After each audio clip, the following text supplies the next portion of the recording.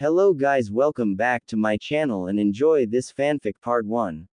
Now let's start the fanfic.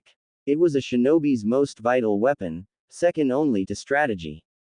At least, that's what Kakashi Hatake had always believed. But after a full month of training Naruto Uzumaki, he was beginning to question the limits of his own endurance. Kakashi sat slouched in the shadowy corner of the rusty kunai, a weathered tavern tucked between training grounds and barracks, popular among chunin and jonin looking to unwind. Lanterns cast a warm, flickering glow across the cracked wooden beams and aged walls. The air was thick with the scent of grilled meat, old smoke, and sake, enough to dull the senses, though not nearly enough to soothe his nerves. Muted conversations drifted through the room, punctuated by the occasional clink of glass or bark of laughter. Kakashi barely registered any of it. One gloved hand cradled a cup of sake, half finished and wholly ineffective, while his other rested on the table beside it. His visible eye was narrowed, staring absently at the slow rotation of the ceiling fan overhead. How could someone be so consistently terrible at the basics? Throwing kunai wasn't advanced. It wasn't even intermediate. It was the first thing students learned in the academy. And yet Naruto had a way of missing his targets so profoundly, it almost seemed deliberate. As if the boy was aiming for the trees just to make a point. Even Sakura, who had spent more time pining than practicing, could hit a target with decent consistency. Kakashi's eye narrowed slightly at the thought. He wasn't annoyed by the mistakes themselves. Mistakes were natural, even expected. What grated at him was Naruto's complete disregard for form, for discipline, for the very foundation shinobi training was built upon. The boy fought like a wild animal, spirited, sure, but completely without technique. He could take a hit. That much was true. But Kakashi had known many shinobi who could take a hit. Most of them were dead. Pain tolerance wasn't a substitute for skill. It was a crutch. A dangerous one. And then there was the constant need to show off. Kakashi let out a quiet breath through his nose, placing the cup down with a soft clink. He could still see the ridiculous stunt Naruto had pulled earlier that day, flipping off a tree branch and nearly landing on his head, all in an attempt to impress Sakura. Sakura, who had rejected him more times than Kakashi cared to count. Why bother? He muttered under his breath.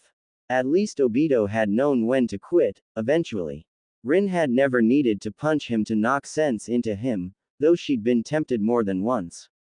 But Naruto, rejection only seemed to make him more determined.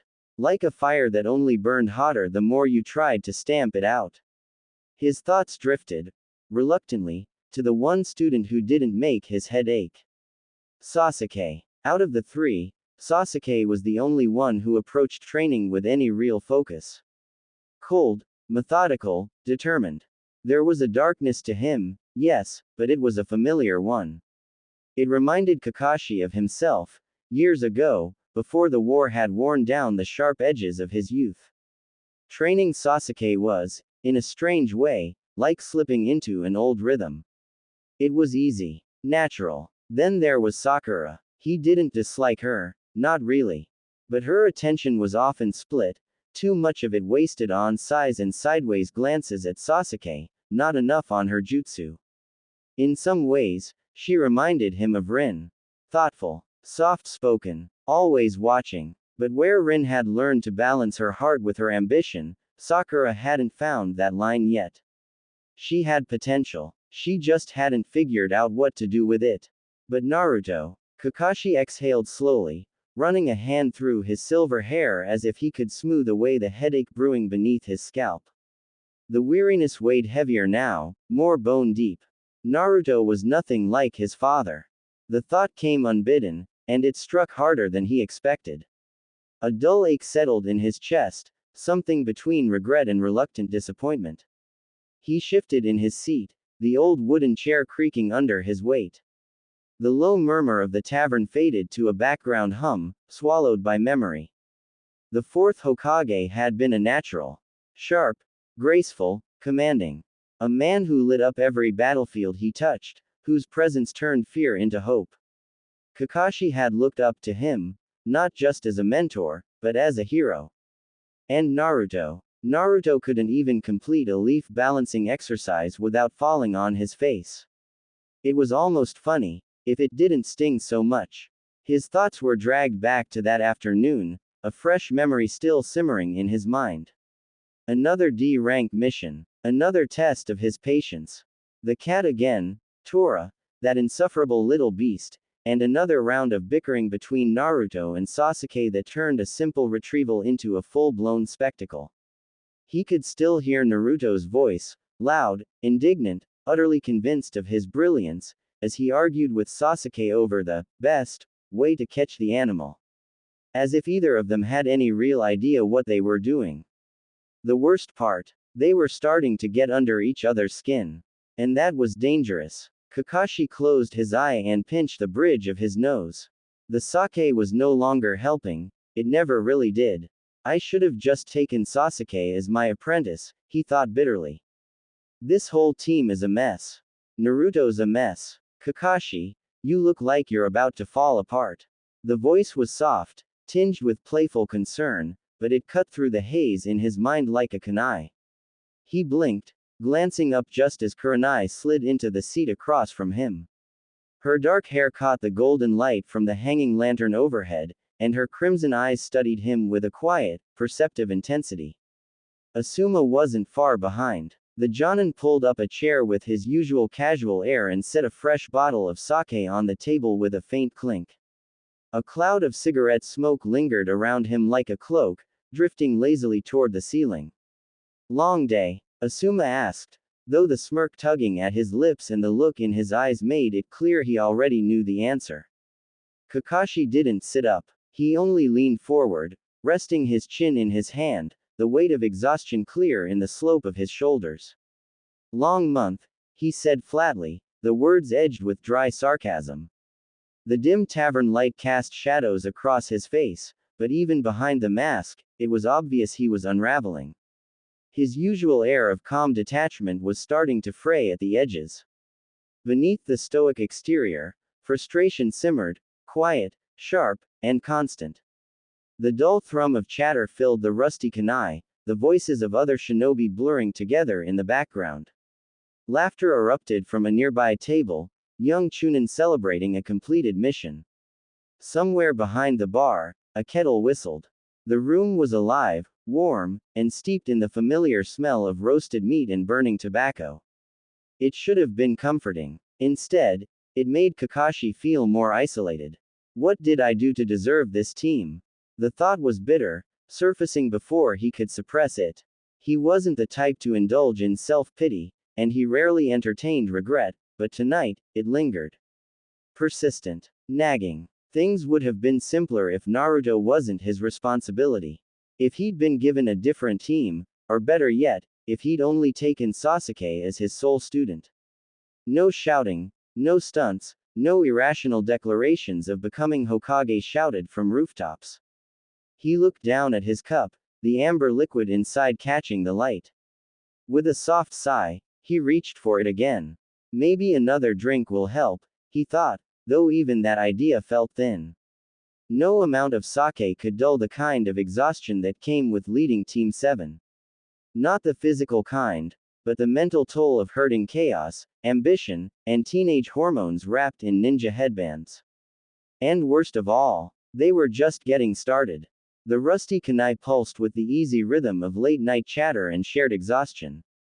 Lanterns swung gently from the beams above, casting warm, flickering light across rough wooden tables and shadowed corners. The scent of grilled pork and sweet dango mingled with the earthy smoke of Asuma's ever-present cigarette. In the far corner, a pair of Chunin clumsily played cards, their laughter echoing too loud for the hour. But Kakashi barely noticed any of it.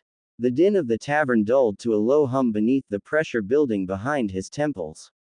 The warm buzz of sake in his system did little to ease the tension coiled tight in his shoulders.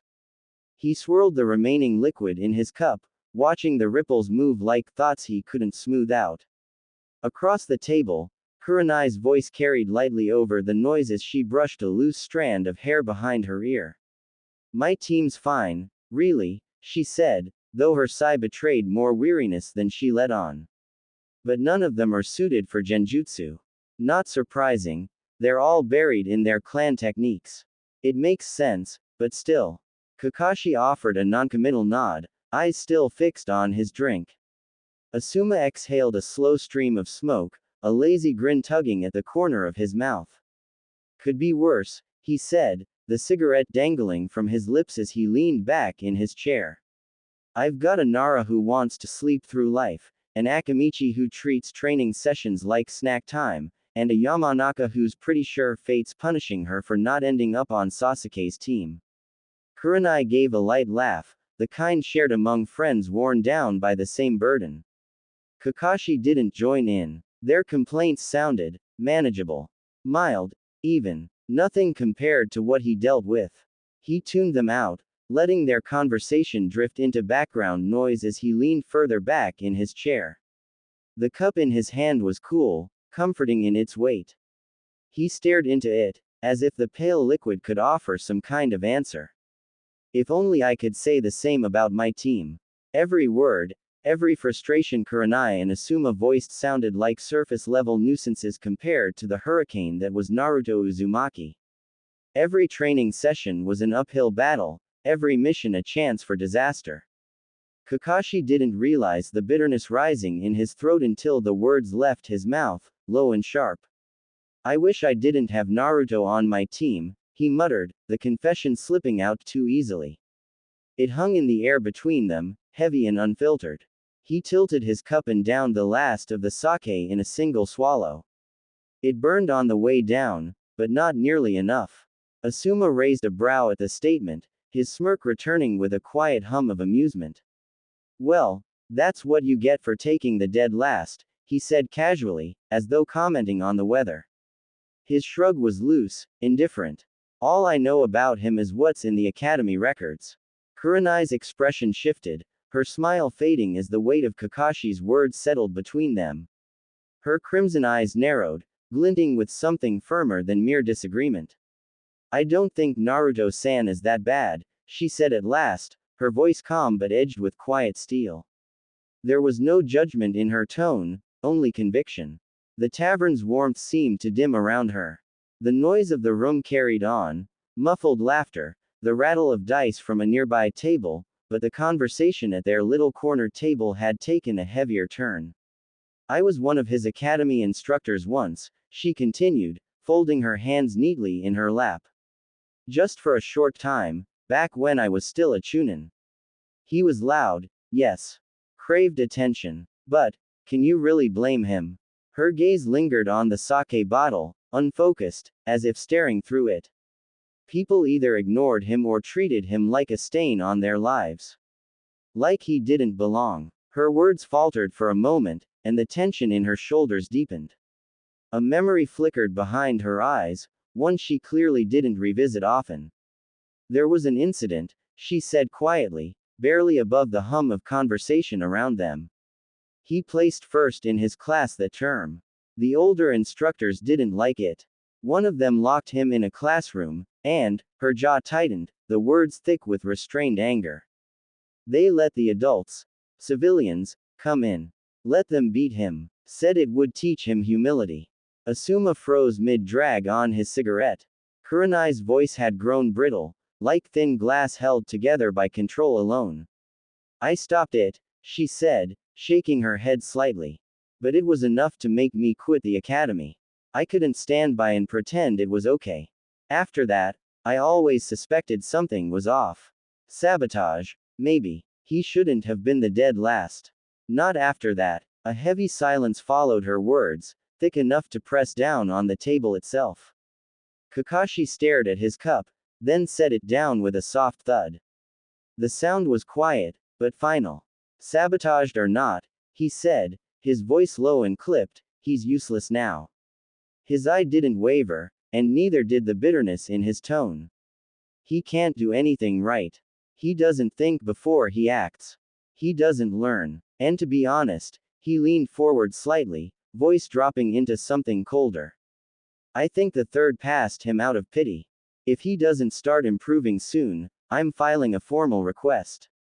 Either he gets pulled from the shinobi roster or reassigned to the reserves. He's not cut out for this.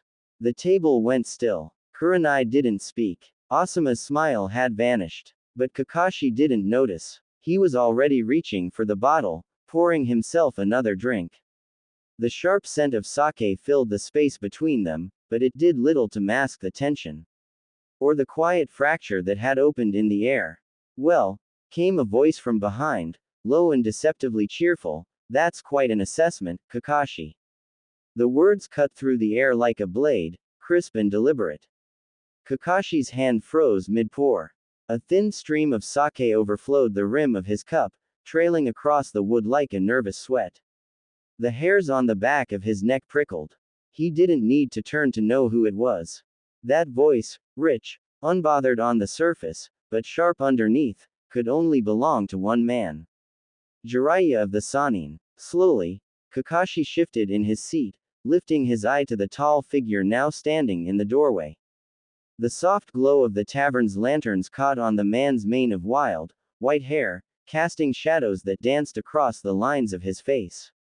His usual wide grin was in place, but those who truly knew Jiraiya could see the difference. The smile didn't reach his eyes. Not even close. There was a quiet storm behind that gaze, an undercurrent of restrained fury, simmering beneath a carefully constructed mask of levity. Jiraiya's stance was loose, easy, but Kakashi could feel the tension radiating from him like heat from a fire. I was going to wait a little longer before stepping in, Jiraiya said, his tone calm, almost too calm. But it seems like you've already decided Naruto isn't worth your time. The room had gone completely still. Even the background noise, the idle chatter, the clinking of glasses, seemed to fade under the weight of the moment. So I'll be taking my godson now.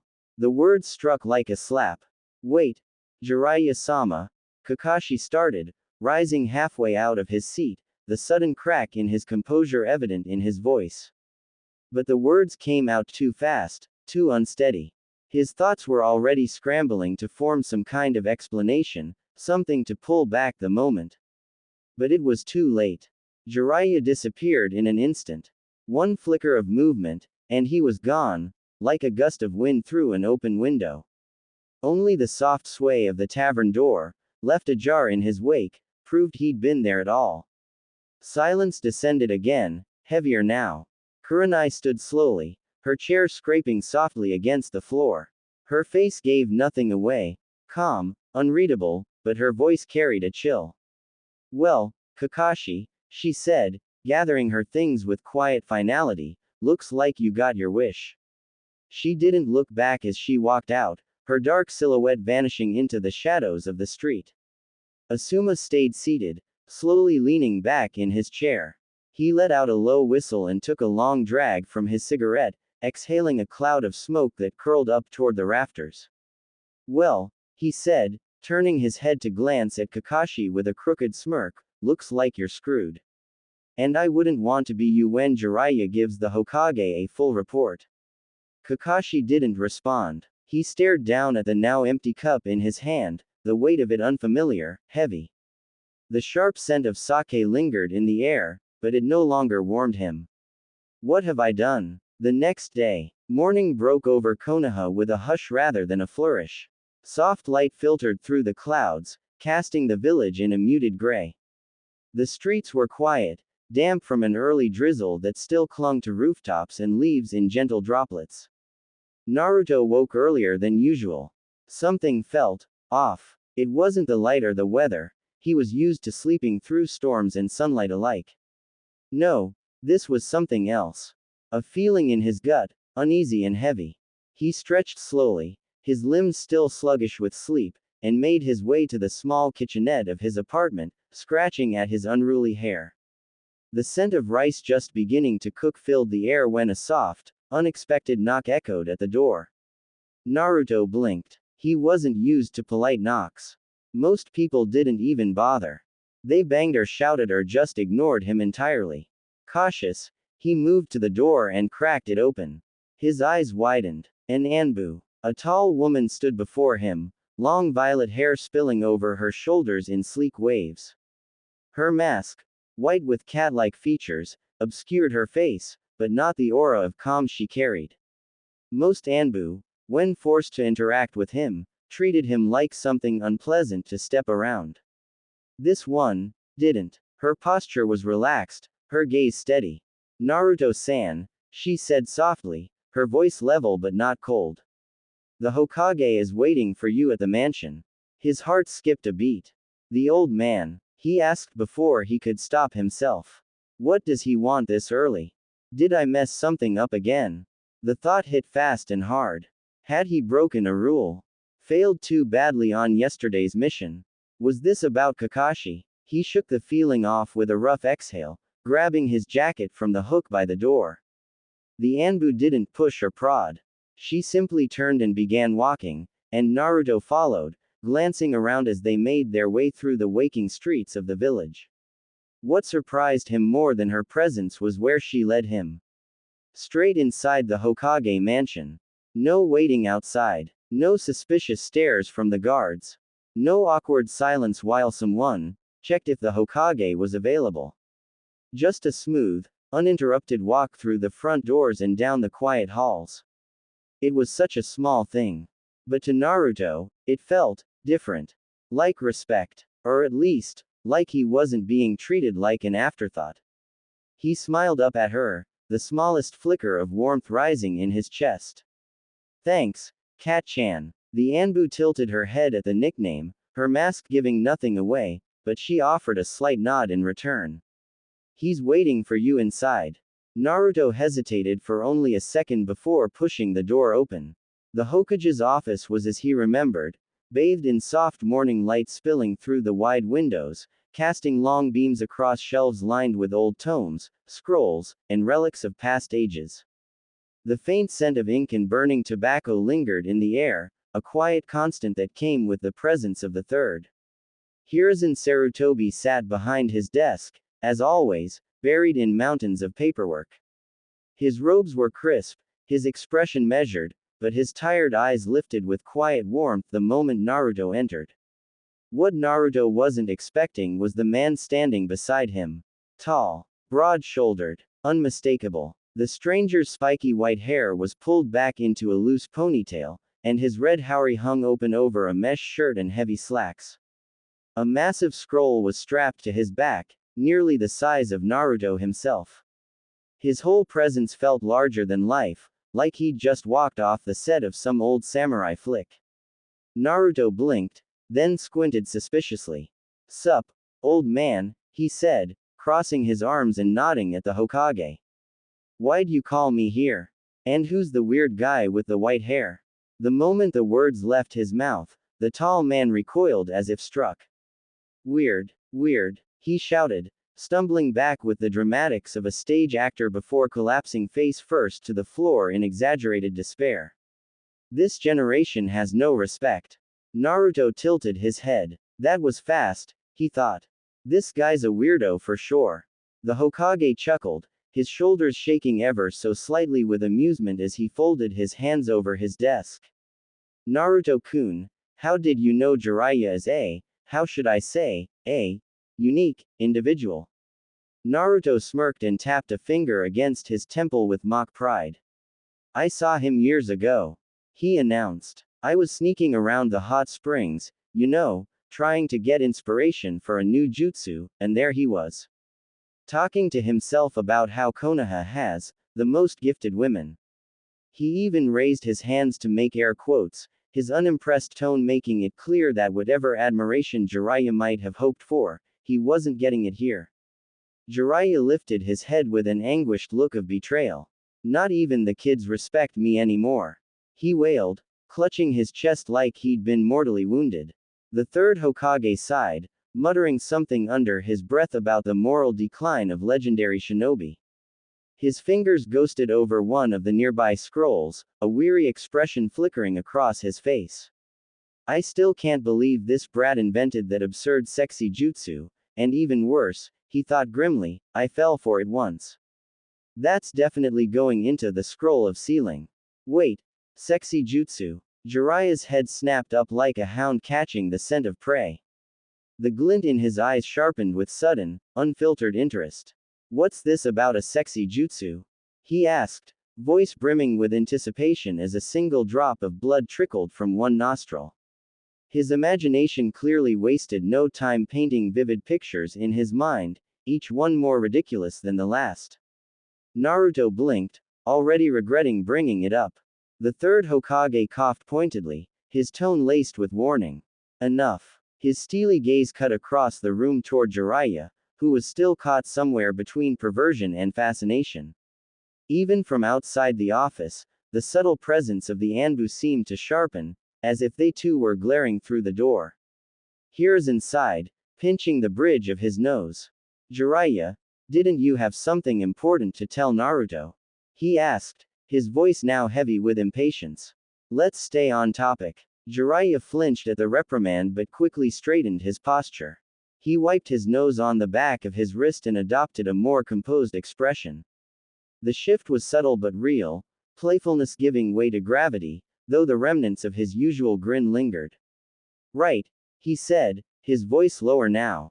Naruto, there's something you need to know. His gaze locked with the boy's, unblinking, direct. I'm Jiraiya, he began, one of the 3 legendary Sannin, and I'm also your godfather. Silence settled over the room like a heavy fog. Naruto stared at him, blinking slowly, his brow beginning to furrow. You're my what? I'm your godfather, Jiraiya repeated, firmer this time. The words hung in the air, heavier than the boy had expected. They didn't settle. They hit. And then, Naruto moved. Without warning, he lunged forward, hurling himself across the office with enough force to shake the furniture. His small frame crashed into Jiraiya's chest with a thud, fists clenching tightly in the red fabric of the man's howry. Where the hell have you been? His voice cracked, part rage, part grief, but there was no mistaking the ache that bled through the sound. Jiraiya didn't stumble. Despite the impact, he remained still, arms loose at his sides, letting the boy strike and shout without resistance. Naruto's voice dropped to a whisper, hoarse and sharp. Where have you been? Each word landed with precision, like kunai driven into soft earth.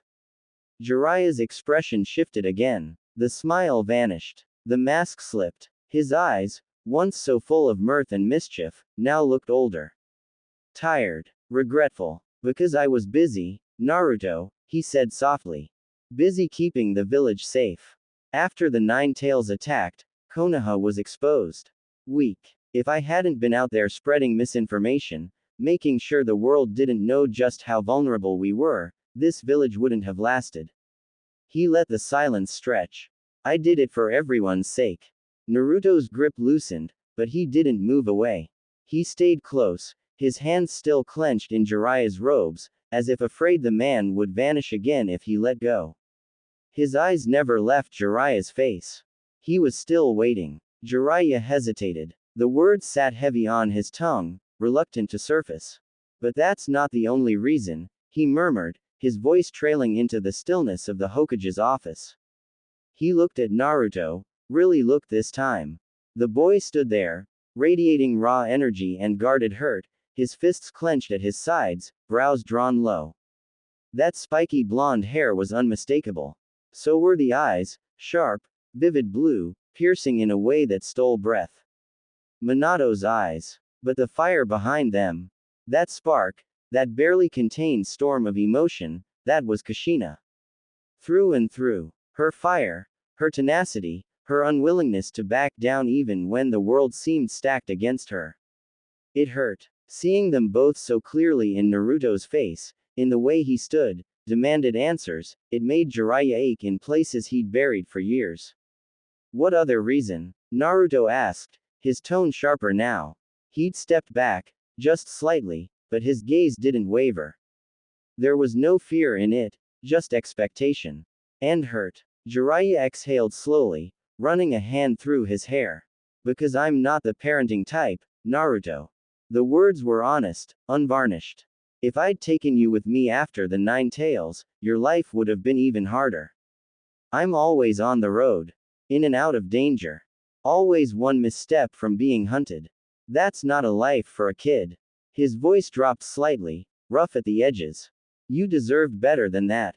Naruto's expression twisted, disbelief flashing first, then anger, then something far more fragile. His voice cracked when he spoke again, low and bitter. So you left me in a village where people hate me instead? The question landed like a kunai. Jiraiya flinched but didn't look away. He met Naruto's gaze head on, unwilling to dodge the weight of that truth. I won't make excuses, he said quietly. I made the best decision I could at the time, but I know it wasn't enough. Then, slowly, he crouched, bringing himself to Naruto's level, not as a legendary shinobi, not as a Sannin, but as something simpler. Something real. I'm here now, Naruto. I know I can't undo the past.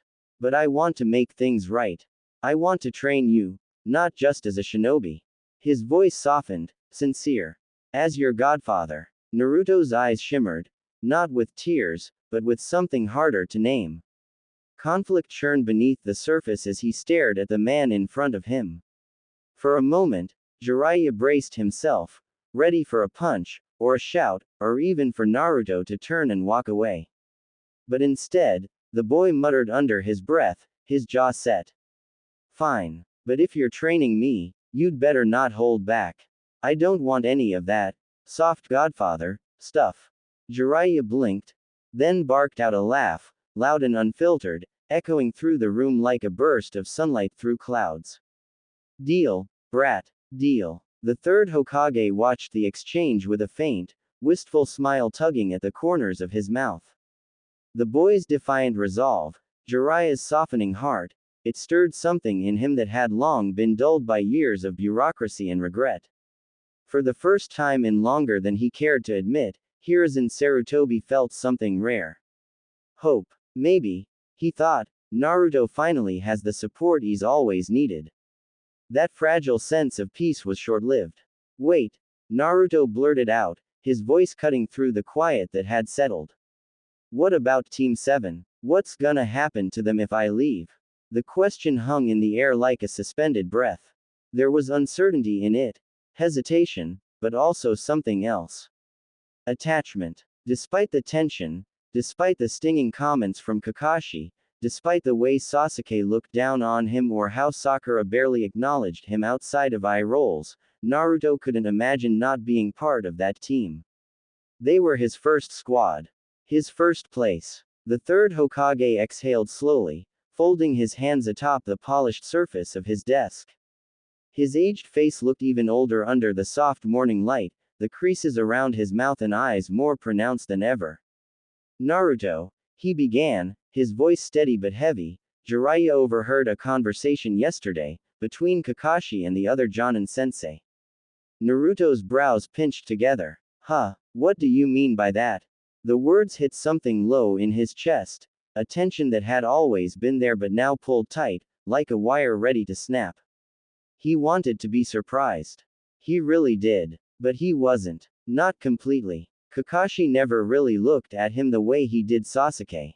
During training, his size came quicker, his patience thinner. And when Naruto failed, missed a throw, botched a technique, he could feel it. That quiet disappointment. That look that said, "Why are you even here?" It's not my fault, Naruto thought bitterly, his chest tightening. How am I supposed to get better when everything's already stacked against me? The memories rose like a tide, uninvited and unforgiving. Just getting basic ninja tools had been a nightmare. His kunai and shuriken were junk, dull-edged, off-balance, the cheapest stuff on the market. He remembered standing in the weapons shop, counting out crumpled Ryo bills with shaking hands. That one set had cost him nearly 5 months' worth of rent. After that, it had been nothing but 1 cup of instant ramen a day, for an entire month. His fists clenched at his sides, jaw tight. No one knows what I had to trade just to show up with the same gear as everyone else. Anti-jutsu. That was an even crueler joke. Every time he tried to mirror the standard academy forms, his body refused to cooperate. The stances felt off, forced, like trying to wear armor that didn't belong to him. He remembered the laughter, the taunts from the other students. What kind of fighting style is that? They said it with smirks, with sneers. No one ever told him what he was doing wrong. Eventually, he stopped asking. So he'd figured it out on his own. He moved the way he had to, rough, improvised, unrefined. A scrappy, brawler's rhythm born from instinct and desperation. It wasn't graceful. It wasn't pretty. But it worked. Naruto. Jiraiya's voice cut through the storm of thoughts swirling in the boy's head. His tone was firm, blunt, with no room left for sugarcoating. Kakashi said he doesn't think you're worth being on his team, or even good enough to be a shinobi. The words landed like a kunai to the chest. Naruto froze. His breath caught in his throat as if someone had knocked the air from his lungs. His wide, disbelieving eyes locked onto Jiraiya's, searching for anything that said it was a mistake. A cruel joke. A lie. But Jiraiya didn't flinch. Didn't soften. He stood solid, unwavering, because Naruto deserved the truth, even if it hurt. What? Naruto whispered, the sound brittle, stripped of its usual boisterous energy. His voice cracked as it slipped past his lips, barely louder than a breath. Jiraiya continued, his expression resolute. He doesn't see your value, Naruto. But that's his mistake. I do. That's why, from this moment forward, you're my student.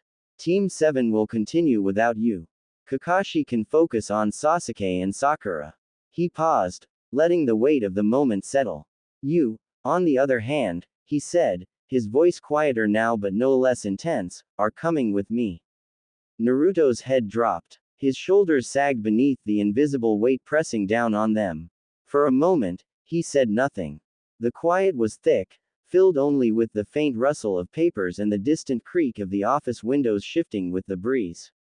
I knew Kakashi-sensei didn't like me, but not worth being a shinobi. The thought twisted inside him, cold and sharp. All his life, he'd clawed for recognition, pushed himself to the brink just to be seen. To matter. And now, even his own teacher, the one who was supposed to guide him, didn't believe in him. But then, something in Jiraiya's words broke through the haze. He sees my value. He wants to train me. That single flicker of belief, real belief, sparked something within him. Naruto slowly lifted his head, and though his throat still burned, there was a fire growing in his eyes. Bright. Defiant. Okay. He said, his voice clearer now, more solid. I'll do it. I'll be your student, Ero Sennin. Jiraiya's brows twitched. Ero Sennin, he repeated, his moment of gravity promptly shattered. Show some respect, brat. It's Jiraiya-sensei. A faint smirk curled at the edge of Naruto's lips. You're not fooling anyone. You're still a pervert. Jiraiya sputtered, clearly caught between indignation and exasperated amusement. From behind his desk, the third Hokage cleared his throat, his calm voice cutting through the exchange like a bell. Jiraiya, he said, drawing both their gazes, if you're taking Naruto out of the village, what's your plan? The moment shifted again, sobering. Jiraiya straightened, the teasing edge vanishing from his face. His tone was all business now. We'll be gone for a few months, minimum. I need to check in with one of my informants. And, he paused, casting a glance toward the Hokage. Their eyes met. Something unspoken passed between them. And I need to consult with Tsunade about Naruto's health. Naruto's brows drew together, confusion etched across his face. Huh, what does my health have to do with this? The room had shifted again, this time into something more serious, something Naruto wasn't sure how to feel about. The pace of the conversation was moving faster than he could keep up with, and it left him feeling like he was 2 steps behind. His eyes darted between Jiraiya and the Hokage. Wait. We're leaving the village. Like, leaving. For months. Jiraiya turned to face him fully, his expression calm but unwavering. Yes, Naruto, he said. You've never been beyond the walls of Konoha, have you? Naruto shook his head slowly. No, but, what about Iruka-sensei? And Ayame? And Tsuki? His voice dipped, unsure. I don't know if I want to leave them behind for that long. Even now, After everything, those were the few people who'd always been kind to him. Who made this place feel like home, even when the rest of the village didn't. Jiraiya's gaze softened at that, the faintest crease of empathy lining his face. I get it, kid, he said gently. It's tough, leaving people who actually care. But this is important. I need to take you to Tsunade. His tone darkened, serious now.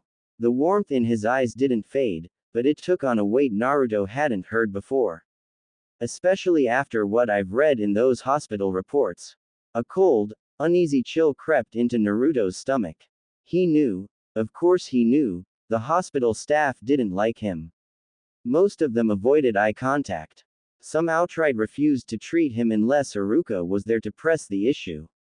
But hearing Jiraiya speak about it so plainly made that quiet truth feel bigger. Heavier. Naruto's voice wavered. What reports? It was the Hokage who answered, his tone composed but grave. Naruto, there have been incidents in the past. Times where certain medical staff failed to treat your injuries correctly. He paused. In fact, he continued, voice lowering slightly, there were occasions where it appears they may have tried to harm you. Naruto's heart stuttered. Tried to what? He asked sharply, his voice rising with disbelief. The words hit like shrapnel. Hot, sharp, unreal. Jiraiya's jaw tensed, his eyes narrowing. Exactly, he said flatly. That's why I'm taking you to Tsunade. I want to make sure there's no permanent damage. And I want to make damn sure no one ever gets the chance to hurt you like that again. The fire behind his words left no room for argument. It wasn't just concern, it was a promise. A threat to anyone who dared cross that line again. Naruto swallowed hard, his throat dry. He looked down, his hands curled into fists at his sides. Anger, confusion, betrayal, all of it swirled inside him, heavy and restless. All this time, and no one told me. It was like a curtain being yanked back, revealing just how deep the shadows had gone. The truth had been buried beneath years of silence. Now it stood in the open, raw and ugly. He didn't like any of this. But he could see it in their faces, Jiraiya's, the Hokage's. This wasn't a joke. It wasn't pity. It was real. Naruto looked up again. His voice was quieter now, but steady. All right, he said, nodding. Let's do it. Jiraiya's grin returned, wide and proud. He clapped a firm hand on Naruto's shoulder. That's the spirit, kid. You and I are gonna show this village what you're really capable of. The third Hokage nodded, though the lines etched deep into his face spoke of burdens words couldn't express. His eyes followed Naruto as the boy disappeared down the hallway, the echo of his footsteps fading behind the swinging door. Danzo and the elders will have my head for this, Hiruzen thought grimly, his fingers curling slightly atop the desk. But this is what's best, for Naruto, for his future, and for Konoha. Meet me at the front gate in an hour, kid, Jiraiya said, tossing a small cloth pouch through the air. Naruto caught it with both hands, surprised by the unexpected weight. He blinked down at it, giving it a quick shake. The sound of coins clinking together immediately lit up his expression. What's this? He asked, curiosity already turning into excitement. It's some cash, Jiraiya replied with a wave of his hand. Enough for food and whatever else you need. Pack your things, enough for a few months. And grab some ramen before we leave. Think of it as a farewell bowl. A grin broke across Naruto's face, wide and boyish. Got it, Ero Sennin. He said with mock precision, giving a playful salute before dashing out the door in a blur of orange and enthusiasm. The door creaked back and forth for a moment before settling shut behind him. The office was quieter now. Hiruzen leaned back in his chair, exhaling slowly. His hands came to rest on the armrests, heavy with more than just age. The silence wasn't peaceful, it was loaded with everything that hadn't been said aloud. He turned to Jiraiya, his voice low. I'll speak to Kakashi later, he said. You just make sure Naruto stays safe. Jiraiya offered a crooked smile, but it didn't quite reach his eyes. Don't worry, he said. I plan to stick close to him. I've got some old informants to check in with, and Tsunade's going to need time to look Naruto over properly. His fingers scratched the back of his head, sheepish. She's going to kill me for not telling her about Naruto sooner. Honestly, she might beat the crap out of me for it. Hiruzen gave a soft chuckle, though it was tinged with fatigue. She won't stop with you. If she sees the hospital records, I wouldn't blame her for snapping my neck first. Jiraiya's smile faded, his face growing grim. Yeah, those records, he murmured. His jaw tightened. I almost lost it reading them. The fact that nurses and doctors could look at a child and treat him like that, like he was disposable. His fists clenched at his sides. They're lucky I didn't gut them. Hiruzen nodded slowly, each word heavy with guilt. I should have stepped in sooner, he said quietly. I let the council run too much. I let their fear and politics blind me. I won't forgive myself for that. The words hung in the air like the lingering scent of smoke after a fire. Jiraiya tried to break the weight with a dry smile. Well, at least we'll get matching hospital beds when she's done pounding the hell out of us. That earned a real laugh from the Hokage, tired, weathered, but genuine. The kind that only came from two old friends who had survived too much together. They sat for a long moment in the stillness, a shared silence that spoke of regret, of understanding, and the faintest hope that maybe, just maybe, they were starting to put things right. Meanwhile, with Naruto sprinted through the village streets, the wind tugging at his jacket and the morning sun casting long shadows behind him. The rooftops of Konoha blurred past, familiar buildings standing like quiet sentinels as he raced toward his apartment. His door creaked open under the force of his entrance, and Naruto didn't slow down. He moved with practiced speed, pulling an old, faded bookbag from the corner. The zipper stuck for a second, but he yanked it open and began stuffing it with the essentials: 2 changes of clothes, a patched-up jacket, and a well-worn scarf folded with surprising care. He tossed in Gama-chan, his trusted frog-shaped coin purse, giving it a brief squeeze before dropping it between the clothes. Then came his weapons pouch. He took a quick inventory. A few kunai, dulled at the edges from repeated sharpening, and several shuriken, some chipped, all old. Not much, but it was what he had. Naruto paused for a moment, standing in the middle of his room. The place was small, cramped.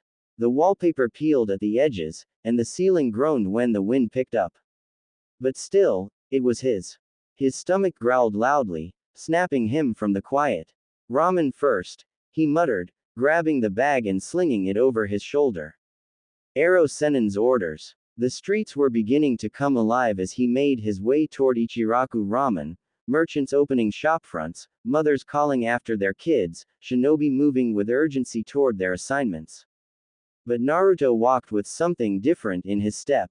Not urgency. Not even excitement. Purpose. The familiar wooden sign of Ichiraku came into view, and as always, the moment he stepped beneath the awning, he was met with the comforting aroma of broth, spices, and warm noodles.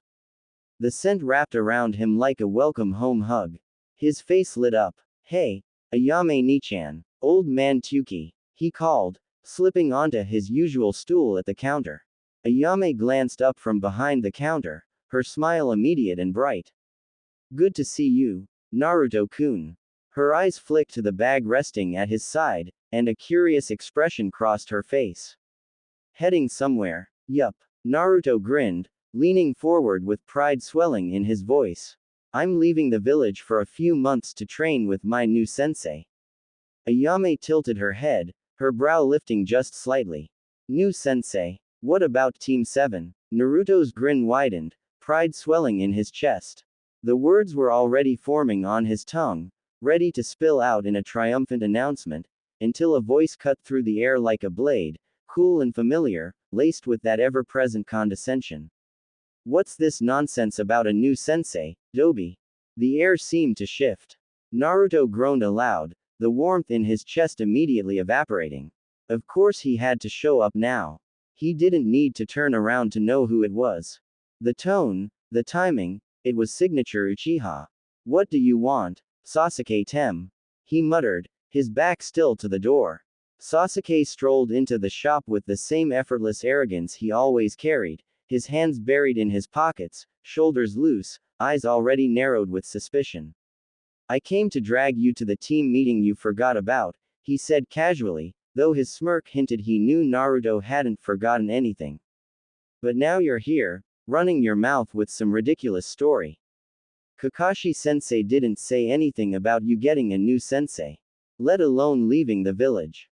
Naruto spun on the stool, the legs of his chair scraping the floor. His expression darkened, glare sharp beneath furrowed brows. That's because I'm not on Team 7 anymore, idiot. He snapped. I have a new sensei. And he's taking me out of the village to train. Sasuke's easy smirk faltered. Not much, but enough.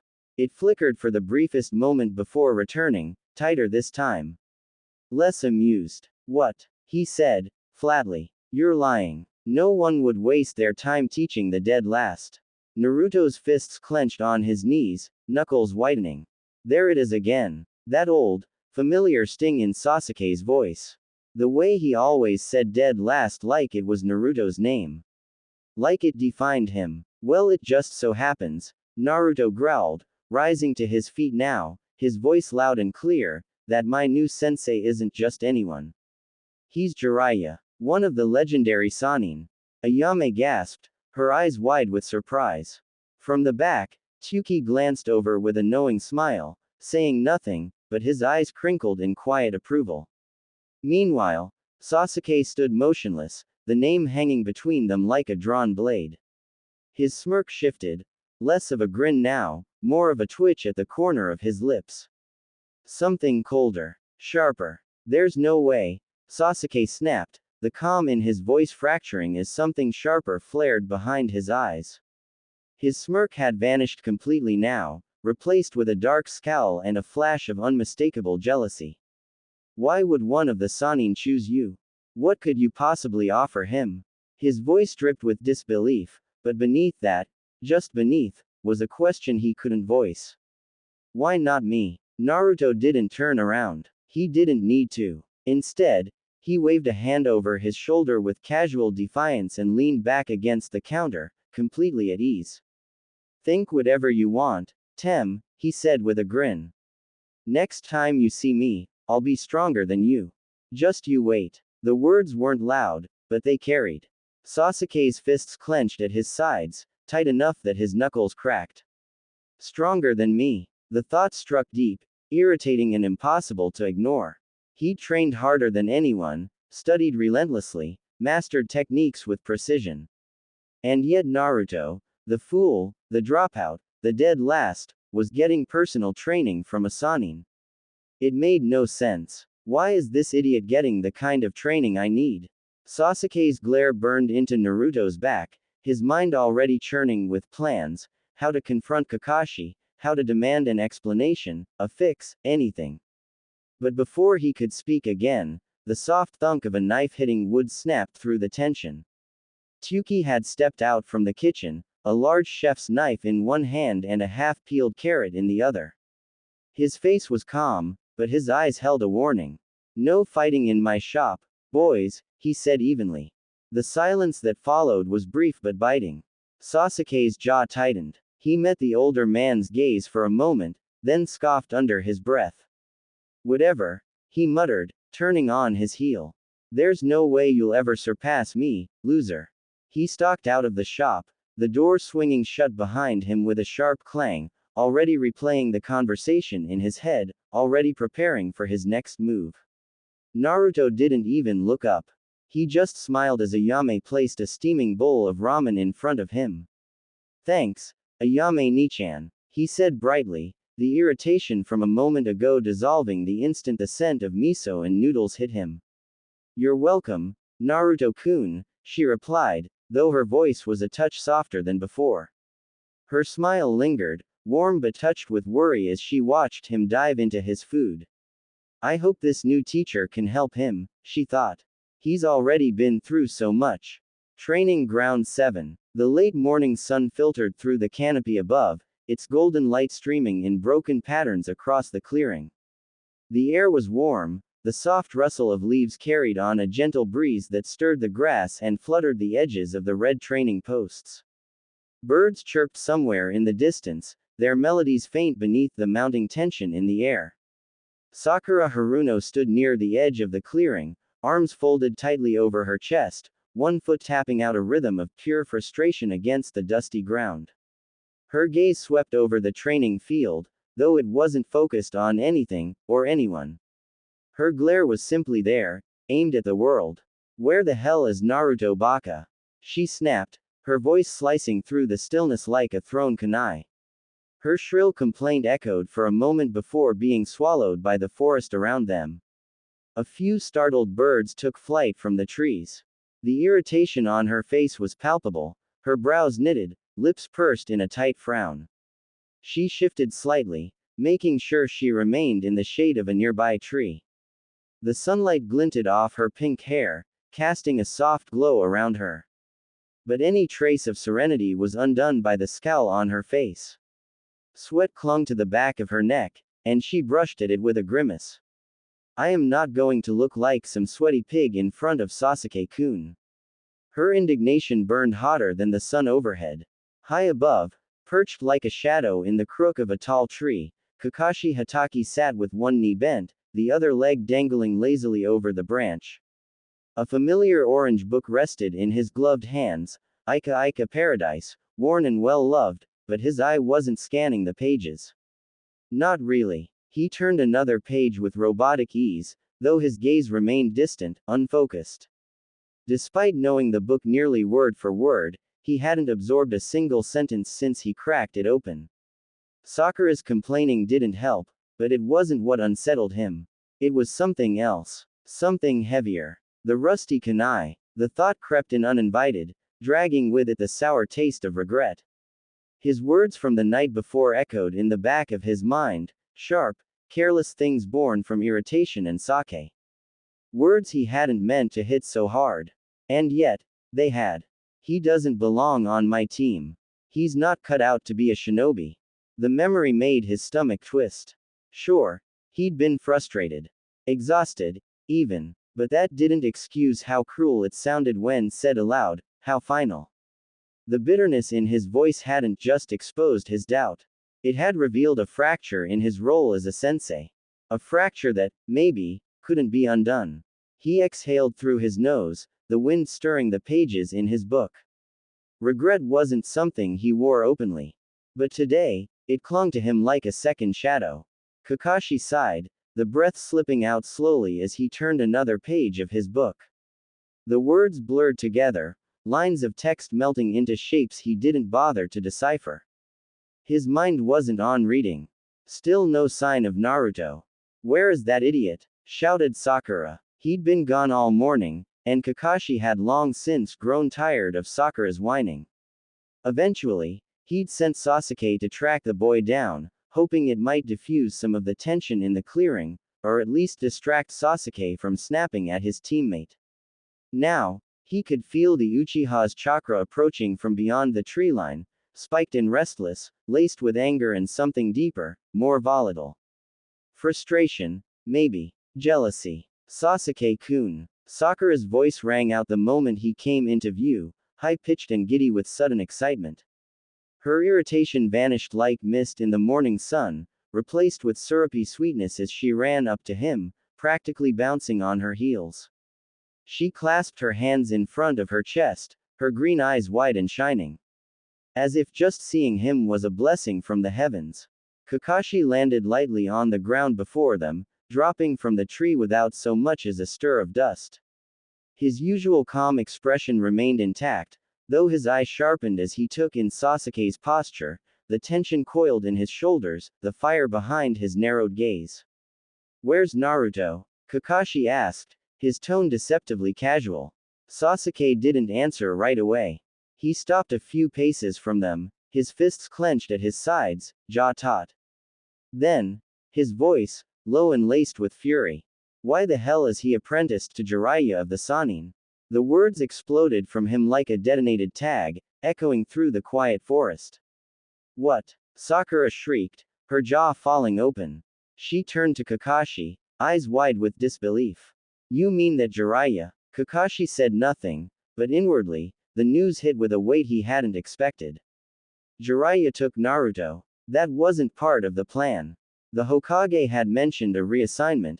He'd assumed it would be a temporary transfer, maybe another Jonin stepping in, nothing more. But handing Naruto off to one of the most legendary shinobi in Konoha's history. Hiruzen didn't waste any time, Kakashi thought grimly. Kakashi. Sasuke barked, stepping forward. His voice rose, cracking slightly under the weight of his emotion. This is wrong. I'm the one who needs to train under Jiraiya.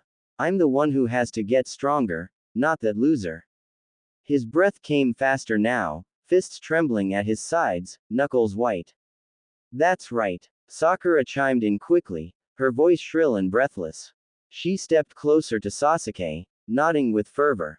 Sasuke-kun deserves to be the student of Jiraiya-sama. Her eyes sparkled, not with curiosity, but something far more manic, more hopeful. This is it, she thought, her mind already spiraling. With Naruto gone, Team 7 can finally be what it was meant to be. Just Sasuke-kun and me. I'll be the only one by his side. It's destiny. Kakashi's visible eye narrowed as it shifted toward Sasuke, studying him with quiet intensity.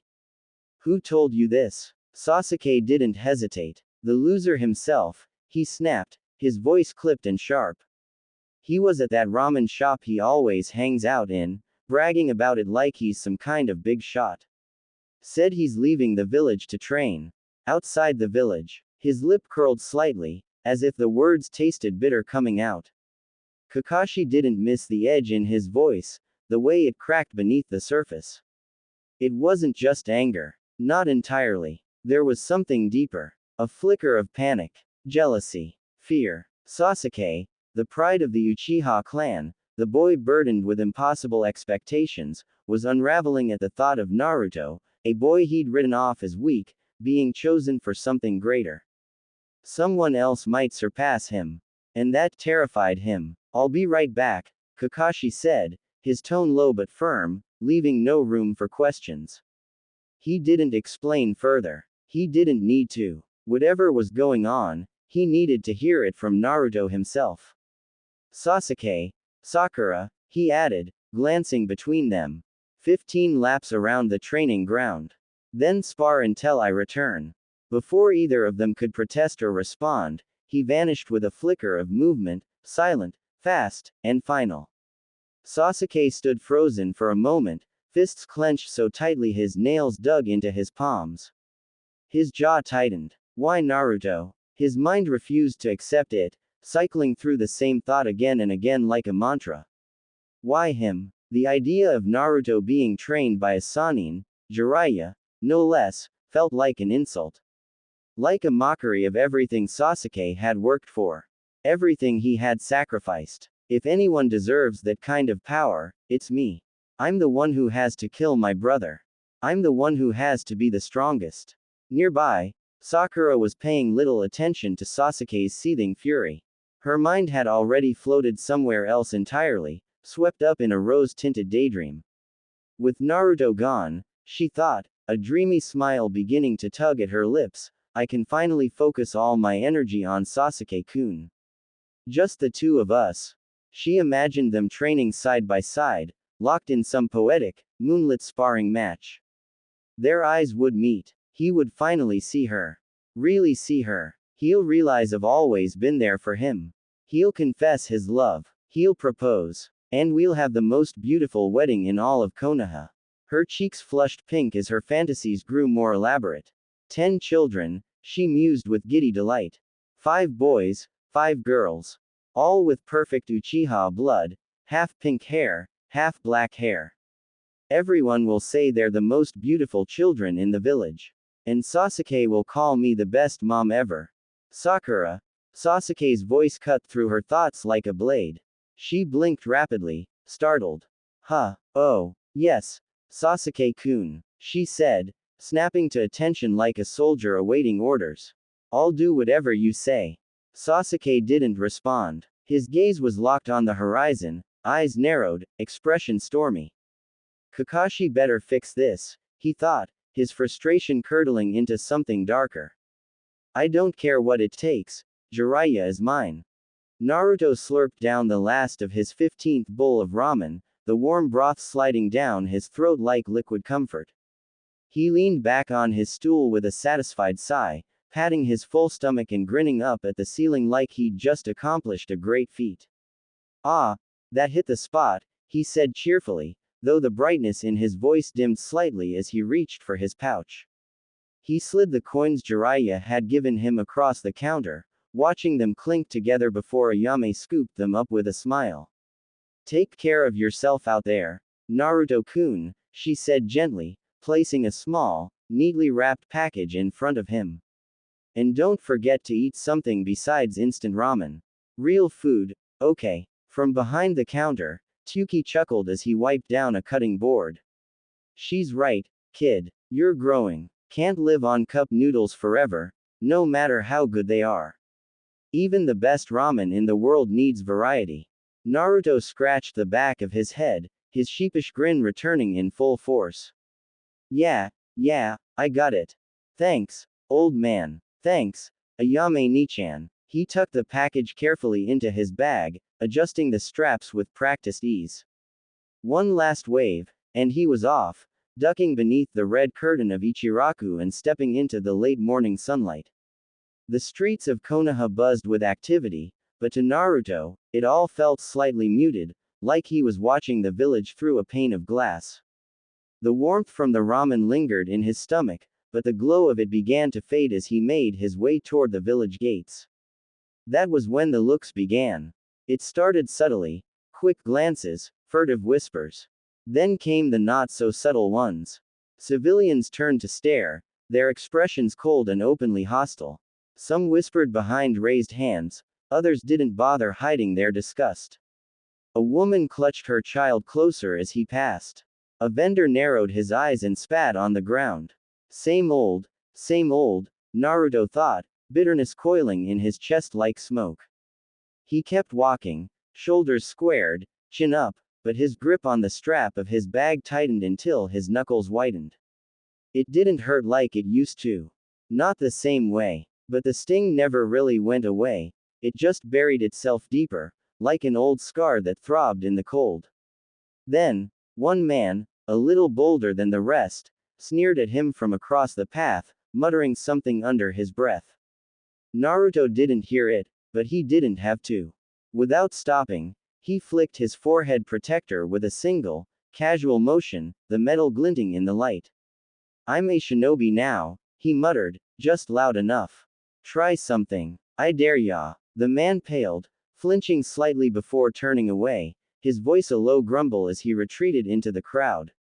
As the towering gates of Konoha came into view, standing firm and familiar beneath the mid-morning sun, Naruto's pace quickened. The path beneath his sandals was dappled with shifting shadows from the tall trees overhead, and the scent of dust and pine filled the air. Near the entrance, Jiraiya stood casually, leaning against the guard booth as he chatted with the two shinobi posted there.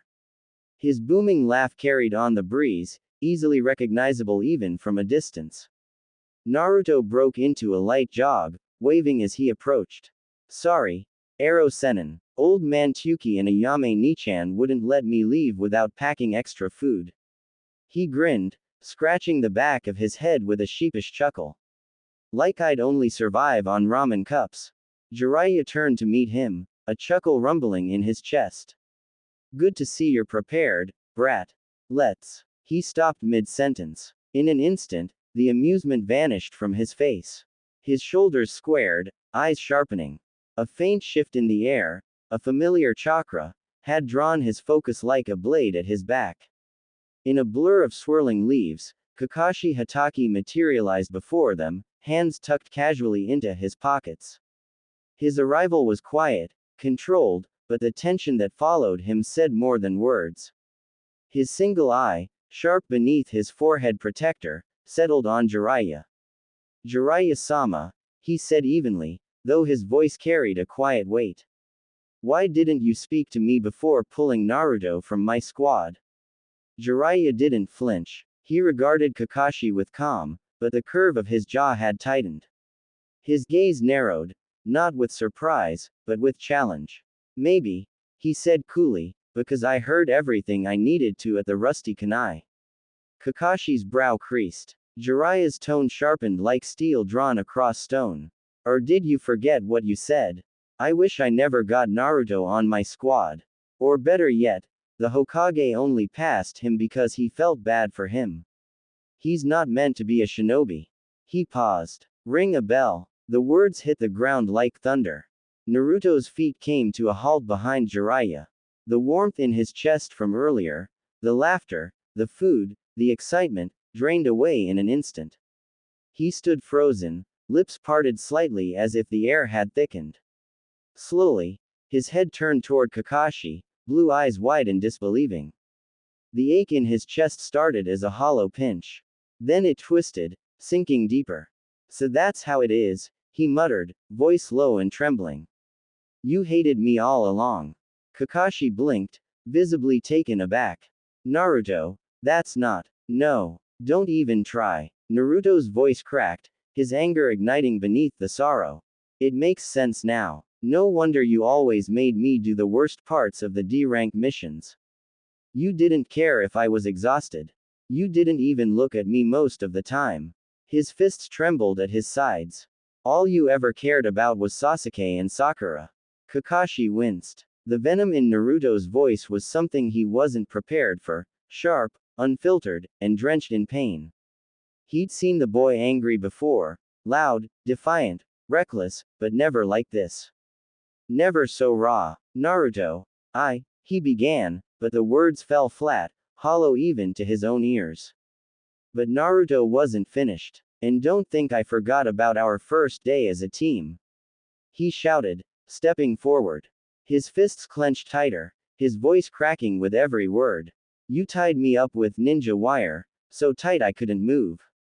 I couldn't even use the replacement jutsu. And then you just left me there. The memory surged up, bitter and vivid, playing out in Naruto's mind like it had happened yesterday. If it wasn't for that purple-haired lady, Anko, I think, you would have left me out there all night. He spat. Jiraiya's gaze flicked sharply toward Kakashi, his jaw tightening. His expression darkened, eyes narrowing. Anko, he thought grimly. I'll have to thank her for that. Without a word, he stepped forward and placed a steady hand on Naruto's shoulder, not to silence him, but to ground him. The boy was shaking now, with fury, with grief, with years of unspoken hurt finally spilling free. Kakashi, Jiraiya said, voice low but resolute, you've made it pretty damn clear that you don't see Naruto's potential. That's fine. You're entitled to your opinion. His tone shifted, losing all pretense of patience. But don't you dare act like you were doing him some kind of favor by keeping him on your team. Kakashi stood stiffly, his breath caught in his throat. The weight of Jiraiya's words hit harder than he expected, because deep down, some of it was true. I didn't. He tried again, weakly. You failed him, Jiraiya cut in, sharper this time, like a blade honed on fury. You failed Minato. Kakashi flinched, the name striking deeper than anything else could have. He asked you to watch over Naruto. He trusted you. And this is how you honored that. There was no room for defense. No excuse that wouldn't sound pitiful in comparison to the truth hanging between them. Jiraiya's hand tightened briefly on Naruto's shoulder, steady, protective. Don't worry, he said coldly. I'll do what you clearly couldn't. I'll make sure Naruto becomes the shinobi Minato would have been proud of. His voice lowered, each word heavy with quiet condemnation. You focus on Sasuke. That's all you've cared about anyway, right? Naruto's brow furrowed, the storm in his eyes dimming with confusion. He looked up at Jiraiya, the name lingering in the air like smoke after a fire. Minato, he asked quietly. Who's that? For a moment, something shifted in Jiraiya's face, his anger giving way to a softness rarely seen, an old sorrow tucked behind the lines of his grin. He placed a gentle hand on Naruto's back and began to guide him toward the gates. Not now, kid, he said, voice low and steady. We'll talk on the road. He paused once more at the threshold, glancing over his shoulder. His gaze locked onto Kakashi with a finality that spoke louder than any shouted condemnation. It was not cruel. It was not angry. It was simply done. Goodbye, Kakashi. And just like that, he turned and walked away. Naruto followed without hesitation. He didn't look back, except for one last glare cast over his shoulder. The kind that wasn't fueled by childish resentment, but by something deeper. Something that said, "You don't get to hurt me again." Then he turned his back on Kakashi, and didn't look again. Kakashi stood frozen, the dust of their departure swirling around his feet. The morning sun had climbed higher, casting long shadows behind the trees, but he felt no warmth. Just the echo of Jiraiya's words, ringing louder than any battle cry. "You failed, Minato." The words coiled around his chest, tightening with every breath. "Minato-sensei, I failed you. Again." He didn't move. Not right away. Not even when the guards glanced his way with uncertainty. He just stood there, caught in the weight of what he hadn't said, what he should have said. By the time he finally turned away, the dust had long settled. His steps were slow, his frame heavy with silence. The third Hokage would be waiting. Likely with questions. Maybe even reprimands. Kakashi didn't argue with that. He knew he deserved them all. A few days later, the village nestled just beyond Konoha's outer forests was a modest place, small enough that its borders could be walked in under an hour, yet vibrant in a way that made it feel alive in every corner. Narrow cobblestone paths crisscrossed through the village like veins, guiding locals from home to market, smithy to shrine. The buildings, though time-worn, stood with humble dignity, walls painted in soft pastels now slightly faded by the sun, rooftops sloping like sleepy hats over wooden frames. The late afternoon sunlight draped over the village in golden sheets, casting long shadows and making the scent of grilled meat and fresh bread even more inviting. Stalls lined the main square, colorful cloth canopies fluttering in the breeze. Vendors called out with cheerful voices, their tables overflowing with ripe fruits, skewered yakitori, and hand-carved trinkets strung with crimson thread and beads of jade. Naruto walked alongside Jiraiya, his steps steady but cautious, his bright blue eyes constantly scanning the scenery. He couldn't help it. Years of life in Konoha had trained him to expect sneers, muttered insults, or, worst of all, those heavy, hateful silences. But here, no one was glaring, no one was whispering, no one pointed fingers like they'd just spotted a plague in human form.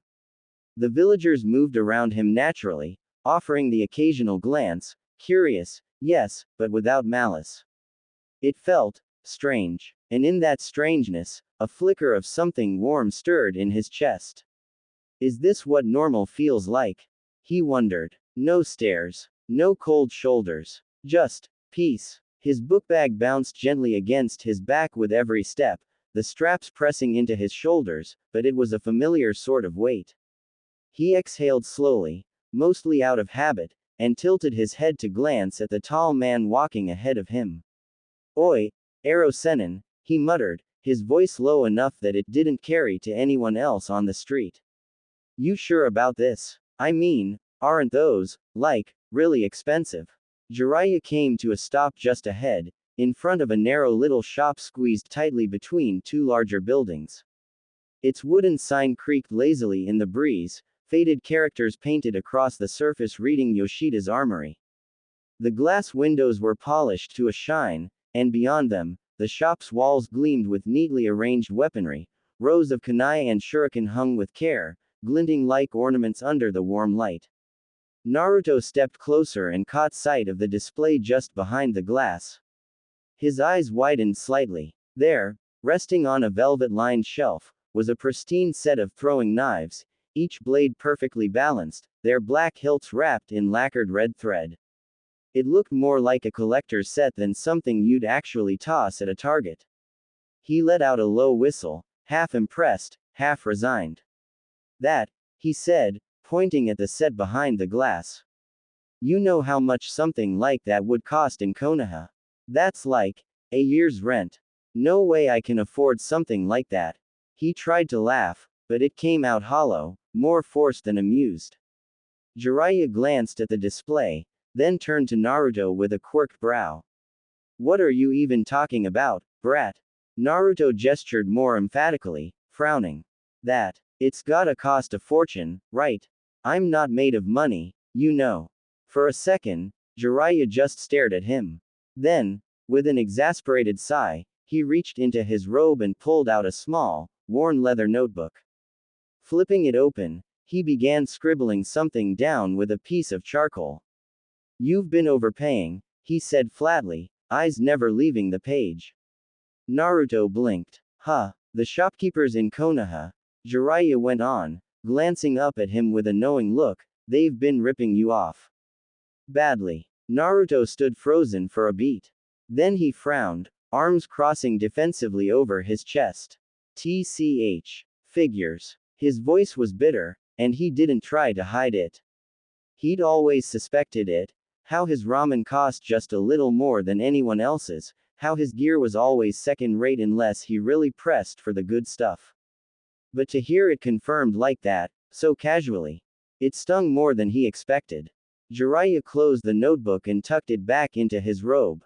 Don't worry about it. You're with me now. Things are gonna be different. Naruto looked at him then, really looked at him.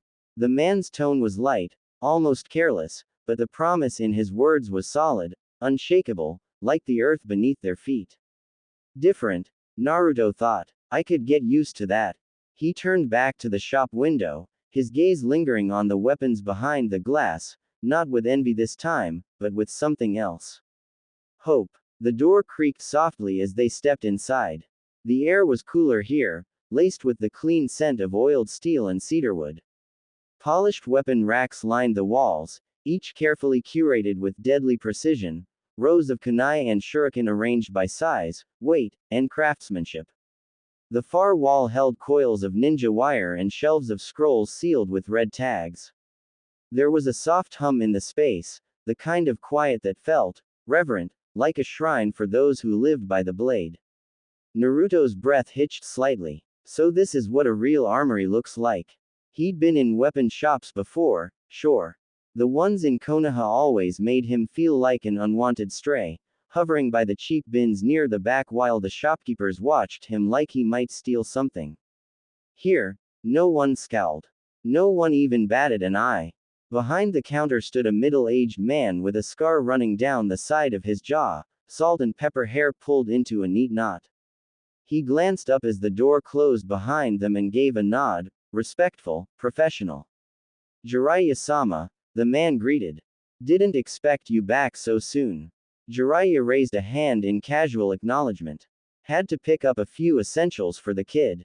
The man's eyes shifted to Naruto, scanning him with a craftsman's eye.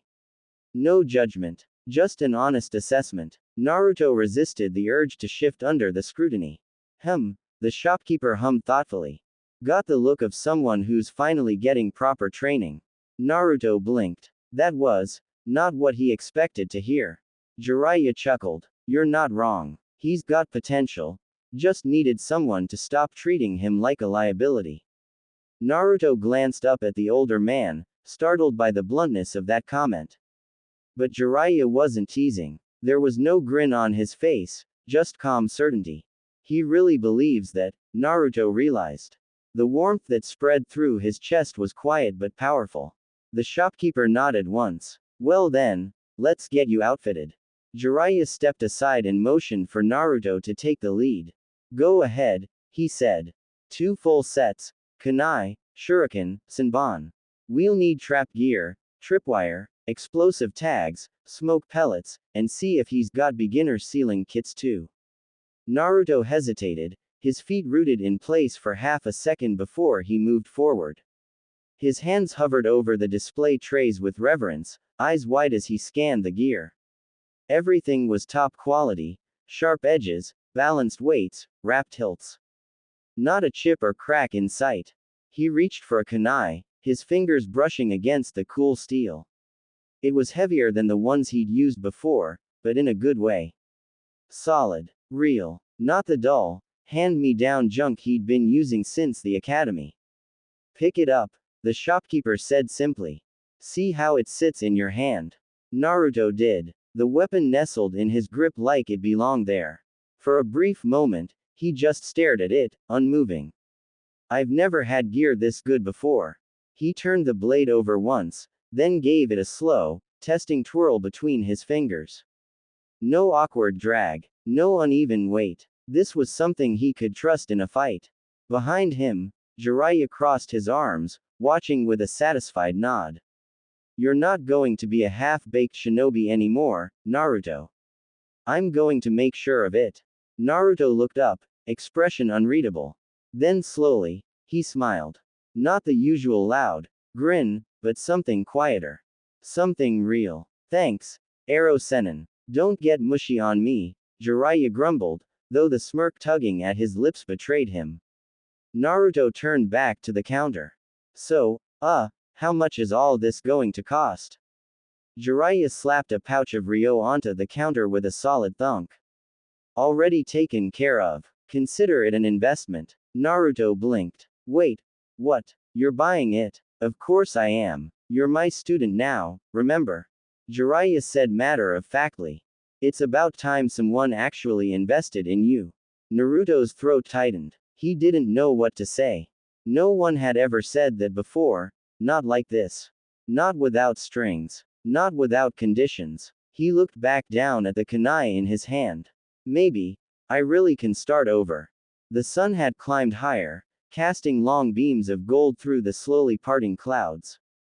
The warmth settled over the cobbled village like a soft blanket, making the air smell of sun-warmed earth, sizzling meat from a nearby stall, and faint wood smoke curling from distant chimneys. The streets bustled with quiet life. Vendors called out gentle greetings, children darted between stalls with wooden swords, and somewhere, someone was playing a shamisen, its notes rising above the chatter like a lullaby.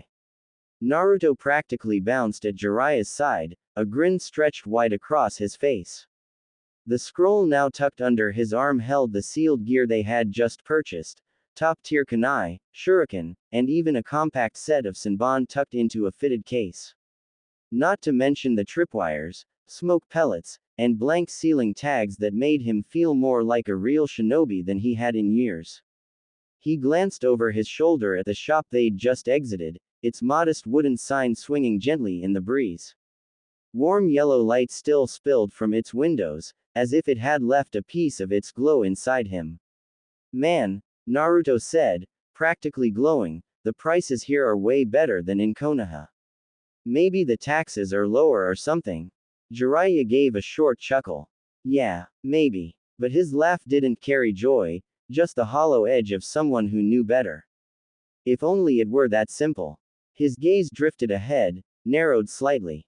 He didn't answer Naruto's innocent theory, because the truth was heavier than the boy deserved to carry.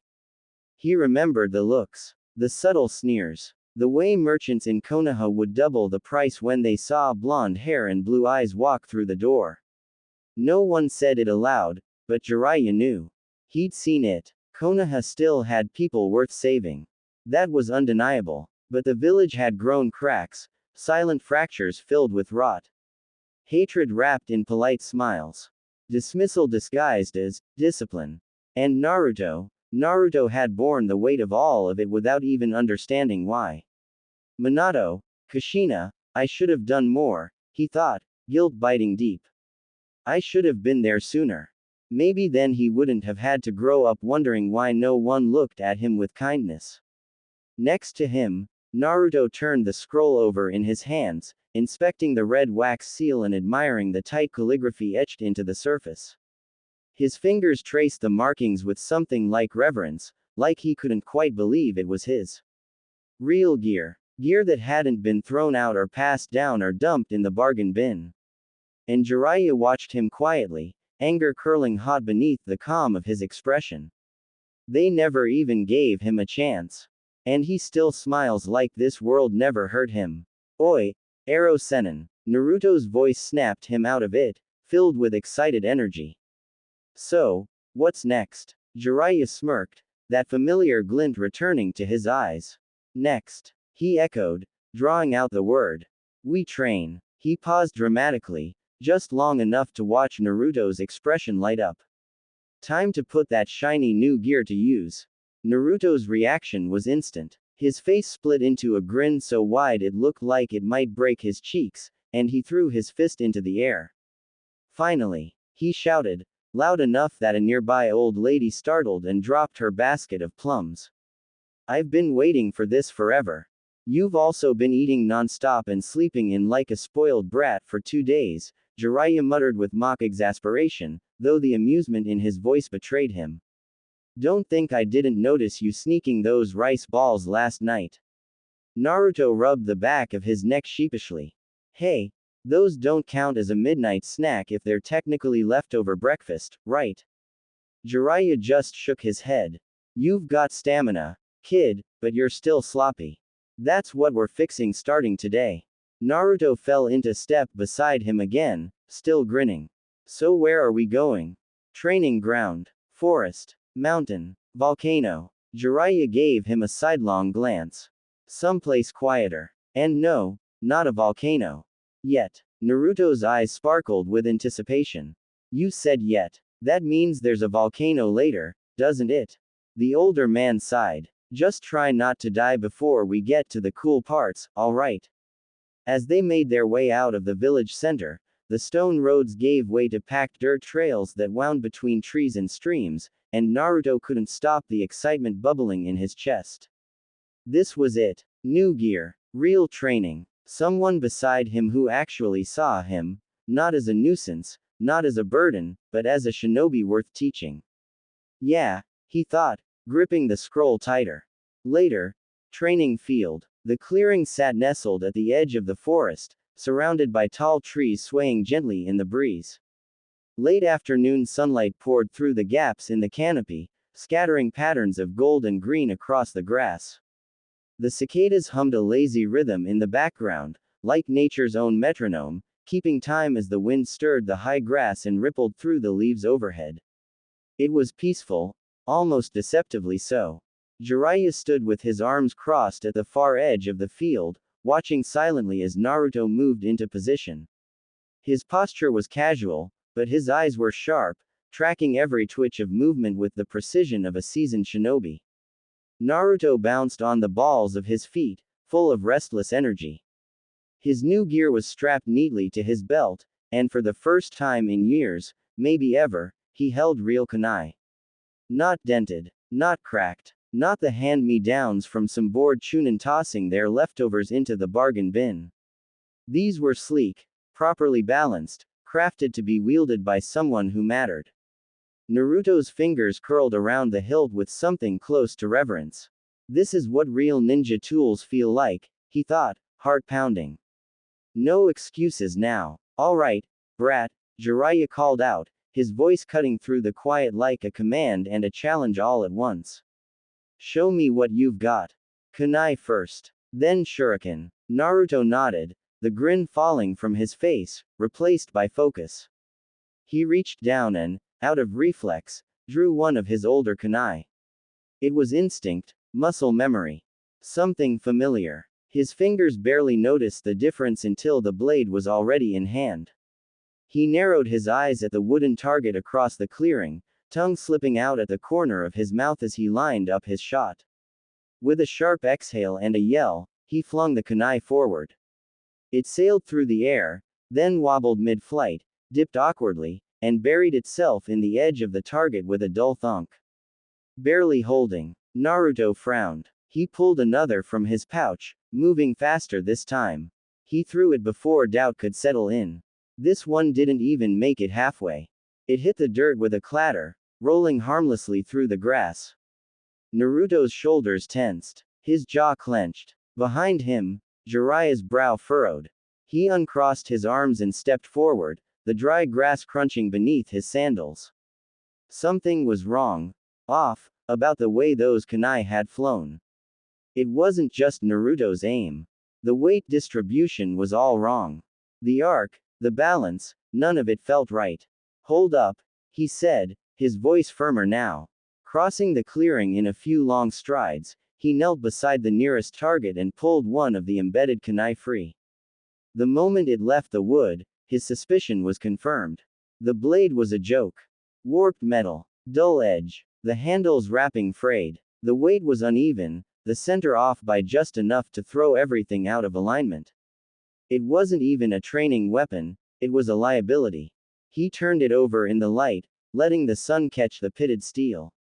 "You've been using these?" Jiraiya asked, his tone sharp now. Naruto scratched the back of his head, cheeks coloring faintly. "Yeah, I mean, they were the cheapest ones I could afford. I didn't really have a choice." Jiraiya didn't answer right away. His face darkened as he stared at the kunai, jaw tightening. He's been training with garbage. Fighting with garbage. And no one said a damn thing. No teacher. No examiner. No instructor ever took a second look. They'd let him flounder, fight with tools that were meant to fail. They set him up to lose. Still silent, Jiraiya held the warped kunai between two fingers and threw.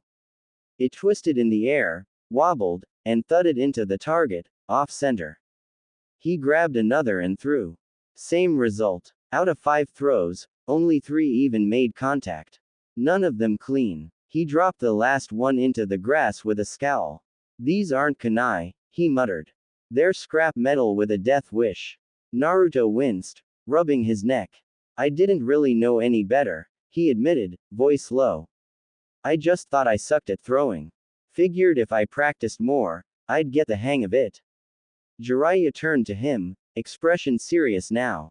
"It wasn't your fault." Naruto blinked. "You didn't fail the tools, Naruto," Jiraiya said firmly. "The tools, and the people who gave them to you, failed you." The words hit harder than they should have. Naruto looked down at his hands, the same ones that had been cut and blistered trying to make junk work like it was worth something. He'd always blamed himself. Always thought it was just him not being good enough. Never once had he thought that maybe, he was doing the best he could with what little he had, and it just wasn't fair. Jiraiya let out a long breath, the fire in his voice cooling slightly.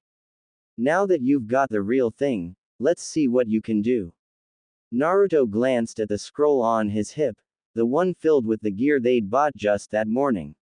He reached for it slowly, unsealing the scroll with practiced fingers. A small puff of smoke, and there they were, perfect kunai, shining under the sun like they'd been waiting for him. This time, when he picked one up, it felt like an extension of his arm. Balanced. Solid. Right. He squared his stance again, eyes narrowing as he fixed on the target. "All right," he muttered, voice steady. "One more time." Naruto hesitated, drawing a slow breath through his nose. The clearing had gone still again, the only sound the rustle of leaves and the faint whisper of wind threading through the trees. It felt like everything had quieted, just for this moment. His fingers curled around the pouch at his waist, and he drew one of the new kunai. The steel gleamed in the sunlight, bright and unapologetic, catching the light like it wanted to be thrown. Unlike the others, the ones that had dulled and bent with every failed attempt, this felt alive in his palm. Balanced. Sure. He stepped forward, narrowed his eyes on the bullseye nailed to the tree across the clearing, and exhaled. Then he moved. The kunai sliced through the air with a clean whistle and struck dead center, burying itself in the exact middle of the target with a sharp, satisfying thunk. Naruto blinked, stunned. Whoa. Before the awe had time to settle, he reached for another, and another, fingers moving faster now, every throw guided by instinct rather than hesitation. Steel flew, one after the other, each kunai carving the air with clean precision. There was no wobble, no uneven drag, just perfect flight, perfect balance. By the time he was finished, 10 kunai stood buried in the targets like an artist's brushstrokes. Not scattered, not clumped, centered, dead on. Jiraiya didn't speak, just watched, arms crossed and mouth drawn in a thoughtful line. Naruto wasn't just doing well. He was nailing it. And then came the shuriken. Naruto moved on, grabbing the slim stars of steel, fingers now sure in their grip. His first throw landed true, followed by a second, then a third, each one weaving through the air like it had a mind of its own. By the end, 10 shurikens sat embedded in the wooden boards, each one lodged with crisp, even spacing. Precise. Clean. Naruto lowered his hand, chest rising and falling as he stared at the targets in disbelief. Did I really just do that? He couldn't tear his eyes away. These weren't just lucky shots. They were good. He was good. All this time, it hadn't been him. Jiraiya nodded slowly, a quiet pride glinting behind the usual gruffness in his eyes. See, he said, voice low but certain. Told you. Those bastards back in Konoha were ripping you off. Naruto looked down. In his left hand, still curled tight, was one of the old kunai, the rusted, uneven ones he'd used since he was 8. The hilt, once familiar, now felt wrong. Too light. Untrustworthy. It was the same blade that had bounced off tree trunks, slid out of his grip mid-practice, missed targets by meters. How many times had he thought it was his fault? How many times had he stayed late at the training field, trying to fix himself, throwing until his fingers bled, convinced he just wasn't good enough? The realization hit like a slap. So, he said quietly, voice barely more than a breath, it wasn't just me. Jiraiya stepped beside him, his shadow falling long and steady across the grass. His hand landed on Naruto's shoulder, firm, solid, real. No, brat, he said, gaze steady as stone. It wasn't just you. Naruto stared down at the kunai in his hand for a moment longer. Then, without a word, he loosened his grip. The weapon slipped from his fingers and dropped into the grass with a soft thud, forgotten. Dead weight, finally put to rest. He didn't need it anymore. Jiraiya gave his shoulder a final squeeze before stepping back with a breath. The moment lingered, heavy in its honesty, but then, as always, it passed. Come on, he said, rolling his shoulders with a grin that didn't quite hide the emotion behind it. We're not done yet. Naruto turned toward him, something brighter burning behind his eyes now, like the flame that had been smothered for years was finally getting air. Jiraiya smirked. Time to see what you've got in taijutsu. Naruto grinned back, cracking his knuckles with a renewed sense of confidence. Oh, you're on, Arrow Sennin. They moved to the center of the clearing, the grass already flattened beneath their pacing.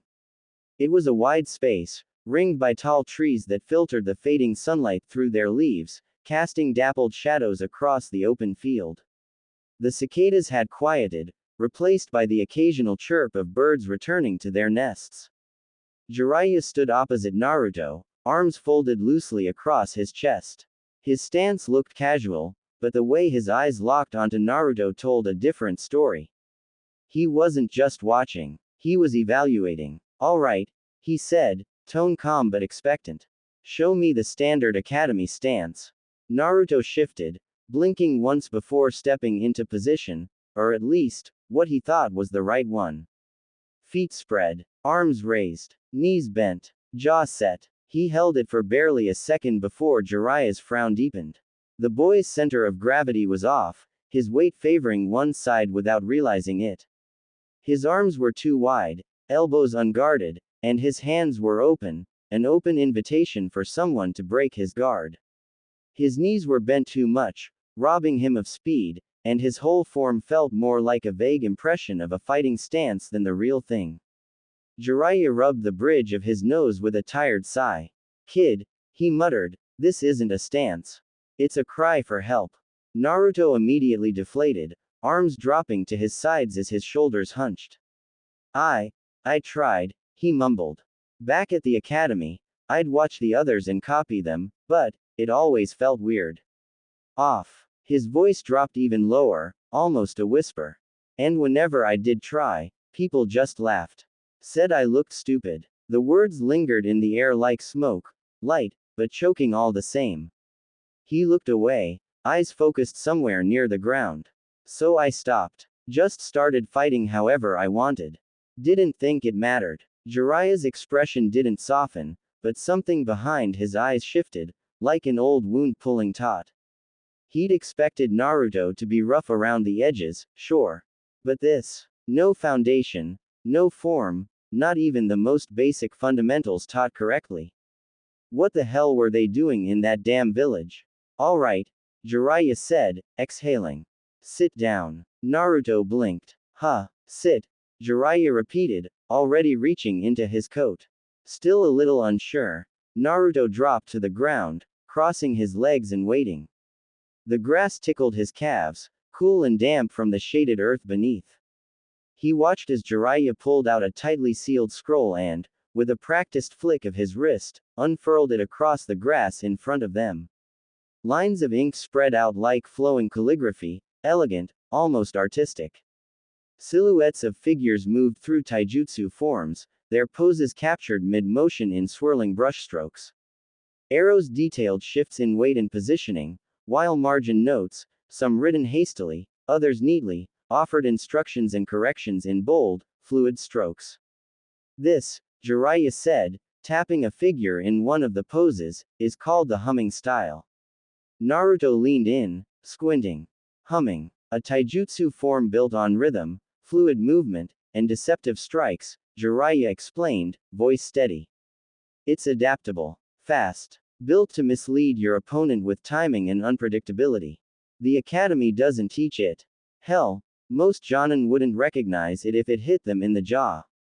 Minato had crafted it himself. Naruto tilted his head, eyes following the graceful shapes drawn on the scroll. It looked different, less rigid than the academy stuff. It flowed like a dance.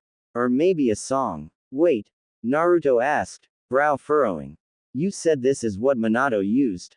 Jiraiya's hand paused over the parchment. For a moment, he didn't respond. The breeze picked up slightly, rustling the paper and tousling his hair. When he finally spoke, his voice was quieter. Yeah, he said. Minato was someone important. There was weight behind those words. Heavy. Final. Like a door had been quietly shut. Naruto didn't press. He didn't know who Minato was, only that Jiraiya said his name like it mattered.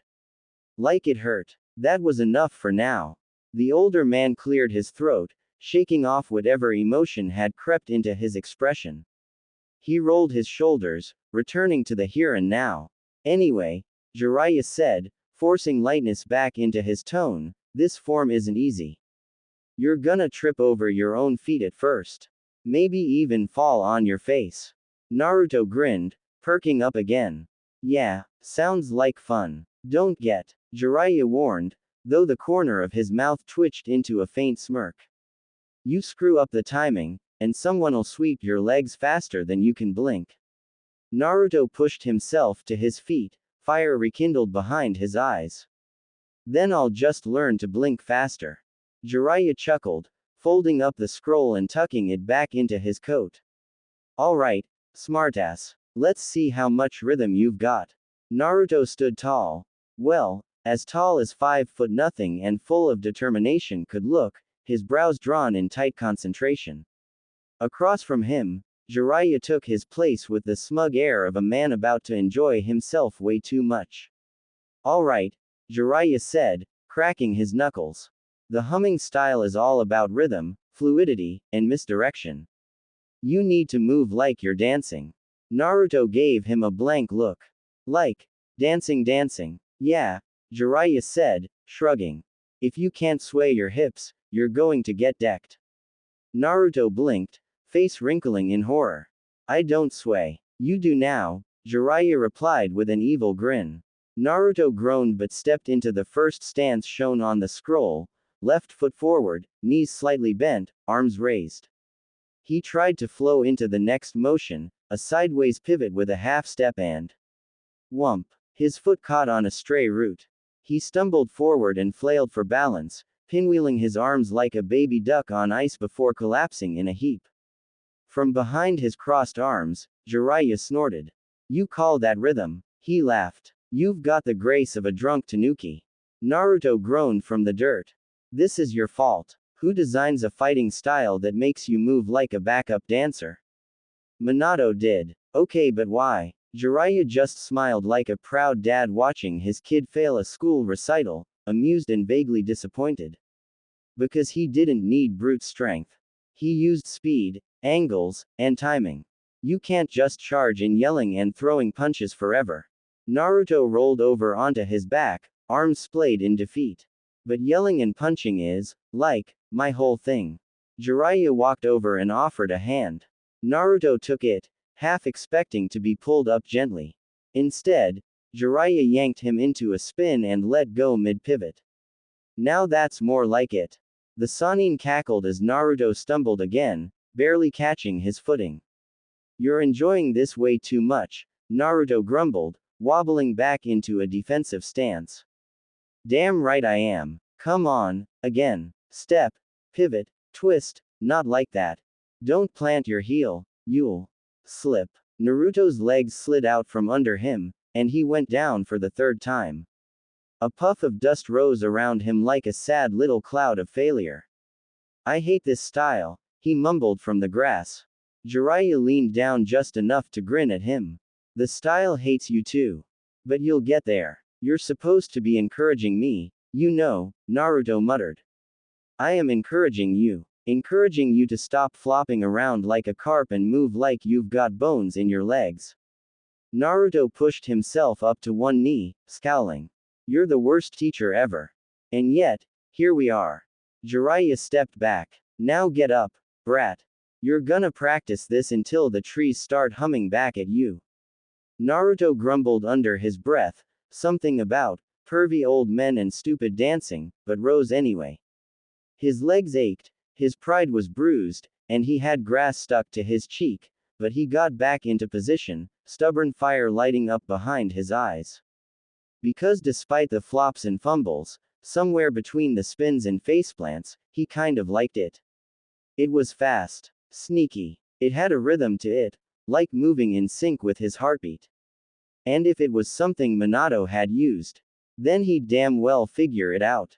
Even if it did make him look like he was in a bad musical. Naruto sucked in a breath, his body aching from the dozen, or was it 2 dozen, failed attempts to master the footwork.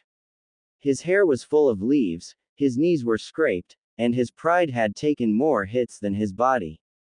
But he hadn't quit. He was stubborn like that. This time, he narrowed his stance, recalling the flow Jiraiya had shown him earlier. Instead of forcing the movement, he let it happen, let his body feel the rhythm instead of overthinking every motion. He stepped forward with a pivot, twisted at the hip, and rolled his foot just right. And it clicked. His body moved like water bending with the current, one step flowing into the next. His weight shifted naturally, and his momentum turned with him instead of against him. Jiraiya's eyes widened, just slightly. There it is. Before Naruto even realized it, he had spun around behind where Jiraiya had been standing a second earlier, his movements unpredictable, fluid. A full rotation, sharp and low, ended with him slamming his palm forward in a textbook opening strike, one meant to create space. Jiraiya, caught between surprise and habit, pivoted just in time to block it with his forearm, but Naruto's motion had been clean. Real. He hadn't just flailed into a lucky hit. He meant to move like that. The Sannin blinked, and for a flicker of a second, it wasn't Naruto he saw. It was a younger man, golden-haired and faster than thought. A shinobi with eyes like burning daylight and a smile like a storm. Minato. Jiraiya snapped back to the present just in time to feel Naruto's fist slam into his chest, not hard enough to do damage, but solid. Precise. He took the hit, boots digging into the earth as the force pushed him back half a step. Naruto froze, eyes wide. Jiraiya looked down at the spot where the blow had landed, then up at the boy. A beat passed. Then he smirked. Well, he said, cracking his neck, would you look at that? Naruto blinked, still not sure if he was about to get yelled at or praised. Was that good? Jiraiya's smirk widened. You just earned yourself a real fight. The next second, he blurred forward. Naruto barely had time to throw his arms up before Jiraiya's legs swept toward him from the left. He twisted with a panicked yelp, narrowly ducking under the strike, the wind of it brushing past his hair. He staggered back, feet scrambling to find footing. Jiraiya pressed the advantage. He came in fast, feinting a jab before spinning low. Naruto jumped, flipped backward, and landed sloppily, but upright. His pulse thundered in his ears. You said we were practicing. Naruto shouted. This is practice. Jiraiya called back, lunging again. Naruto barely managed to block the next strike, their forearms colliding with a crack of impact. He twisted his hips, trying to remember the pivot step. He stepped wide, rolled low, and let the rhythm take over. His body responded before his brain could catch up. He moved under Jiraiya's arm and shoved with both hands. The Sannin slid back, boots skidding through the grass. Jiraiya's grin was fierce now. There it is, brat. That's the humming style. Naruto breathed hard, sweat running down his temple, adrenaline lighting him up from the inside. He wasn't just throwing punches anymore. He was dancing. He surged forward again, fists up, and the clearing came alive with movement. Strike for strike, block for block. Jiraiya moved with the calm, seasoned grace of a master, but Naruto was learning, adjusting, pushing back harder with each exchange. The rhythm was rough, clumsy, but it was there, and Jiraiya couldn't stop the rush in his chest, the thrill, the pride, the ache of recognition as Naruto came at him with Minato's footwork and Kushina's fire burning in his eyes. Their feet tore across the flattened grass as the spar escalated, Naruto ducking, pivoting, blocking, moving with a rough but growing rhythm. Jiraiya tested him with every step, jabs that came faster, footwork that cornered him, kicks that forced Naruto to react or get laid out. But Naruto was adapting. His breath came in sharp bursts, his limbs aching, but his mind was focused, locked into the rhythm of the fight. His instincts burned brighter with every clash. Another strike came. Jiraiya's elbow angled for his ribs. Naruto twisted away, letting the blow graze air, then dropped low and rolled to the side, his sandals skidding across the grass. He caught himself mid-spin, planted his feet, and surged back toward Jiraiya like a spring released. A left feint, a high right. Jiraiya blocked both, but only just. His grin widened. The brat was learning fast. But Naruto wasn't finished. Jiraiya stepped into a counterattack, classic weight shift, leading with his back foot, and that was the moment Naruto saw it. His eyes flicked down. Jiraiya's weight was leaning too far forward. Unbalanced. Naruto didn't even think. His body moved before his brain did, acting on instinct, on something that felt familiar, like a whisper passed down through blood. He used Jiraiya's momentum against him, sidestepped with a pivot, mirrored the angle in reverse, and pulled. Jiraiya's balance gave out. The older man stumbled, not fully off his feet, but enough that he exposed his left side. Naruto's arm swung out, and his fist connected, right in Jiraiya's ribs. The sound of the impact rang out across the field, sharp, clean, undeniable. Jiraiya staggered back a step, not hurt, but surprised.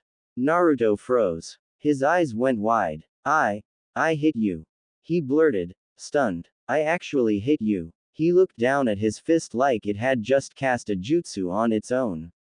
Jiraiya stood straight, rubbing his ribs, a familiar smirk pulling at the corner of his mouth. Huh, that was almost exactly like what Minato used to do. Naruto blinked, still processing, until he saw Jiraiya shift his stance again. Wait, too late. In that brief window of shock, Naruto had dropped his guard. And Jiraiya punished it. With one fluid motion, he stepped in, grabbed Naruto's wrist, and swept his legs from under him in a blur of motion. Gah! Naruto hit the ground with a soft thud, air leaving his lungs in a surprised wheeze. The sky spun above him as he lay flat on his back, dazed, blinking up through the rustling leaves. Jiraiya stood over him, grinning. First rule of taijutsu, kid, he said, offering a hand down. Don't stop moving just because you landed a hit. Naruto groaned, lifting his head. That's a dumb rule. Yeah, Jiraiya agreed. But now you'll remember it. He pulled Naruto up with one firm tug. The boy wobbled, still catching his breath, but his face was flushed with more than just exertion. There was something else there, something fierce. He'd landed a real hit. Not luck. Not charity. Skill. And that flicker of stunned disbelief had given way to something new. Pride. Again? Naruto asked, cracking his neck. Jiraiya arched a brow. Now you're asking for it. Naruto grinned, swaying slightly in his stance. Yeah, he said. I think I kinda like this dance. No, we will begin with something new. The clearing had quieted again. The sun dipped lower through the trees, casting longer shadows across the flattened grass. The light had softened into a golden hue, wrapping the world in warmth, but Jiraiya's mood was anything but calm. He pulled a thin strip of parchment from a small pouch at his hip. It was a chakra sensing tag, etched with delicate, curling black lines and layered with precise fuinjutsu seals that shimmered faintly when caught in the sun. All right, next test, he said, stepping forward with a neutral tone. Hold still. Naruto blinked, still catching his breath from their spar, but obediently stood up straight. Jiraiya pressed the tag gently to Naruto's forehead.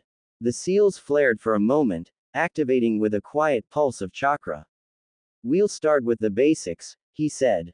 Academy-grade techniques. Transformation first. Naruto cracked his knuckles and grinned. Easy. He puffed out his cheeks, gathering chakra, and with a practiced clap of his hands, a poof of smoke burst outward. When it cleared, Jiraiya found himself staring at himself. The replica standing before him wasn't just close. It was exact. Long white hair, red-lined eyes, the same posture, the same smirk, even the subtle fold of his arms was mirrored perfectly. Jiraiya blinked once, then again. Slowly, he stepped forward, eyes narrowing at the chakra tag still stuck to the doppelganger's forehead. The readings were stable, more than stable, balanced, fully formed chakra distribution across the entire body. This isn't an illusion, he muttered. This is a full body transformation. Chakra stable, structure reinforced across the entire frame. He leaned in. Not a crack, not a shimmer, no flicker of chakra misalignment. This isn't even academy level. The transformation popped away in a puff of smoke. Naruto stood there grinning, hands on his hips like he'd just performed a magic trick. Pretty cool, right? Jiraiya's expression didn't change. This is B rank level, he said flatly. At least. Do you know how hard it is to make a transformation that holds under scrutiny? Let alone moves properly. Naruto tilted his head. I just practiced a lot. I guess. He shrugged. People always said I was weird. But not like, wow, your jutsu breaks the rules weird. Jiraiya pinched the bridge of his nose. This kid, never mind, he muttered, waving it off. Replacement next. Naruto nodded and vanished before the sentence had even finished. There was a blur of movement, a faint pop, and in his place stood a log. Clean cut, sharp seal mark, textbook. Jiraiya turned, scanning the clearing. Naruto reappeared 10 meters away, waving casually. Yo. Jiraiya grunted, pulling the tag from the log and checking the readout. His brow twitched. You used 25 times more chakra than necessary, he said under his breath, the paper crinkling slightly in his hand. He turned back toward Naruto, eyes narrowing. Who the hell told you to do it like that? Naruto scratched the back of his head, looking sheepish. One of the academy chunin. They said if I pumped in a ton of chakra, it wouldn't fail. So I kinda, always did that. Jiraiya's hand twitched at his side. Of course they did. He closed his eyes and briefly imagined tossing a nameless, faceless academy instructor off the Hokage monument. Maybe twice. They told a Jinchuriki with chakra like a damn tidal wave, to overload a precision-based technique. Were they stupid? No. That was too generous. They were dangerous. He said nothing. His jaw just tightened as he let out a slow, controlled breath through his nose. Last one, he said, voice a little sharper now. Clone jutsu. The standard one. Naruto groaned. That one's lame. Do it anyway. Fine, fine. He brought his hands together, focusing. His chakra swirled, unstable at first, then it surged outward. Poof. 2 clones popped into existence beside him. Both immediately keeled over. One had no legs. The other looked like it had seen a ghost and then become one. Jiraiya stared. What the hell is that? Naruto winced. Yeah, that one's never worked. They always end up like that. The half-formed clone twitched pitifully before vanishing. Jiraiya looked at the tag again. The chakra flow was ridiculous. Too much at first, then none at all. An uncontrolled surge followed by an instant drop. He exhaled, scratching the back of his head. Let me guess. No one ever told you why it wasn't working? Nope, Naruto said cheerfully. They just failed me a bunch and said I was hopeless. Wonderful, Jiraiya muttered, rubbing his temples. AB rank transformation. A perfectly executed replacement, overloaded to the point of absurdity. And a clone jutsu so broken it looked like the result of a chakra-based horror story.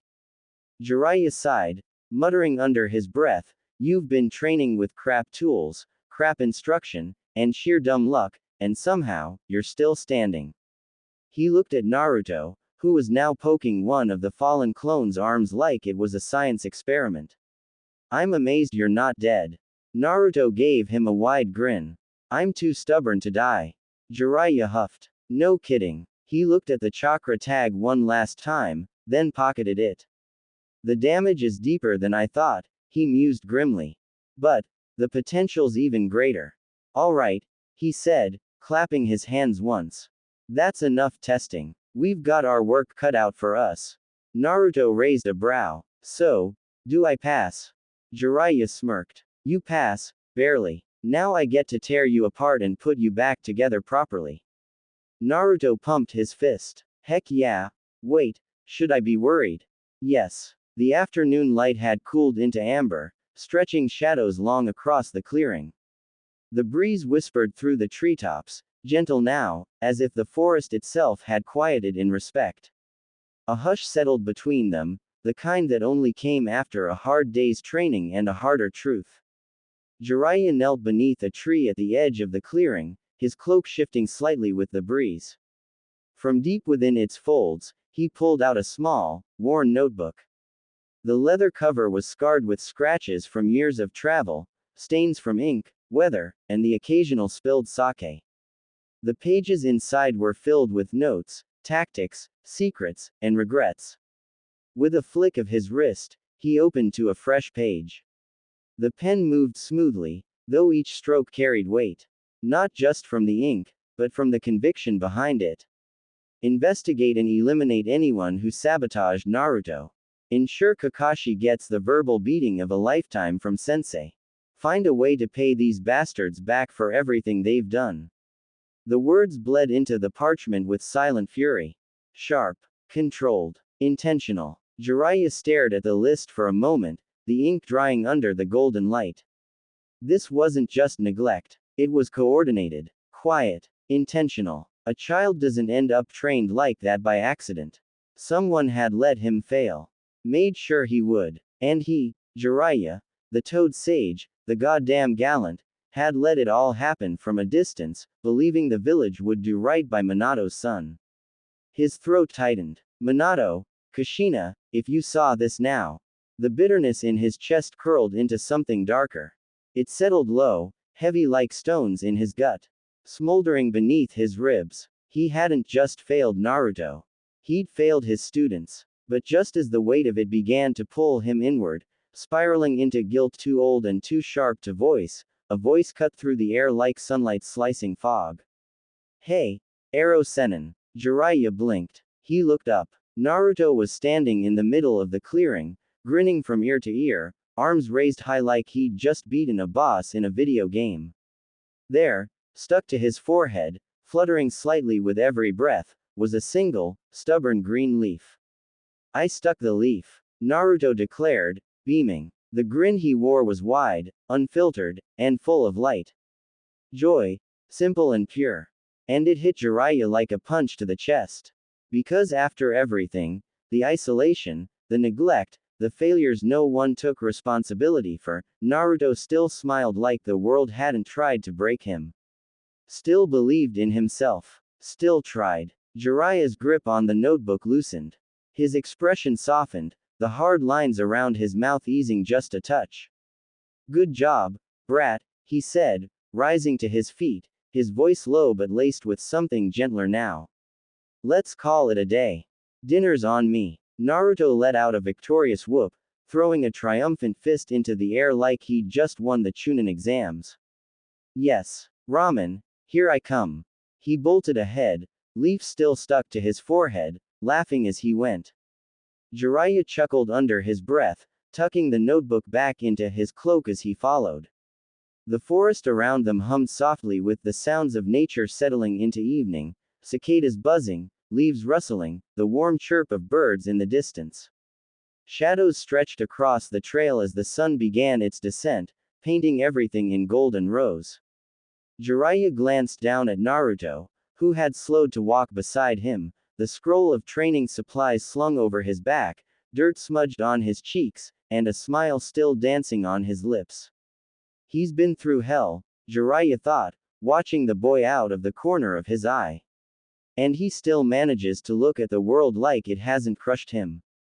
It made something tight curl in his chest, part awe, part guilt, and something painfully close to pride.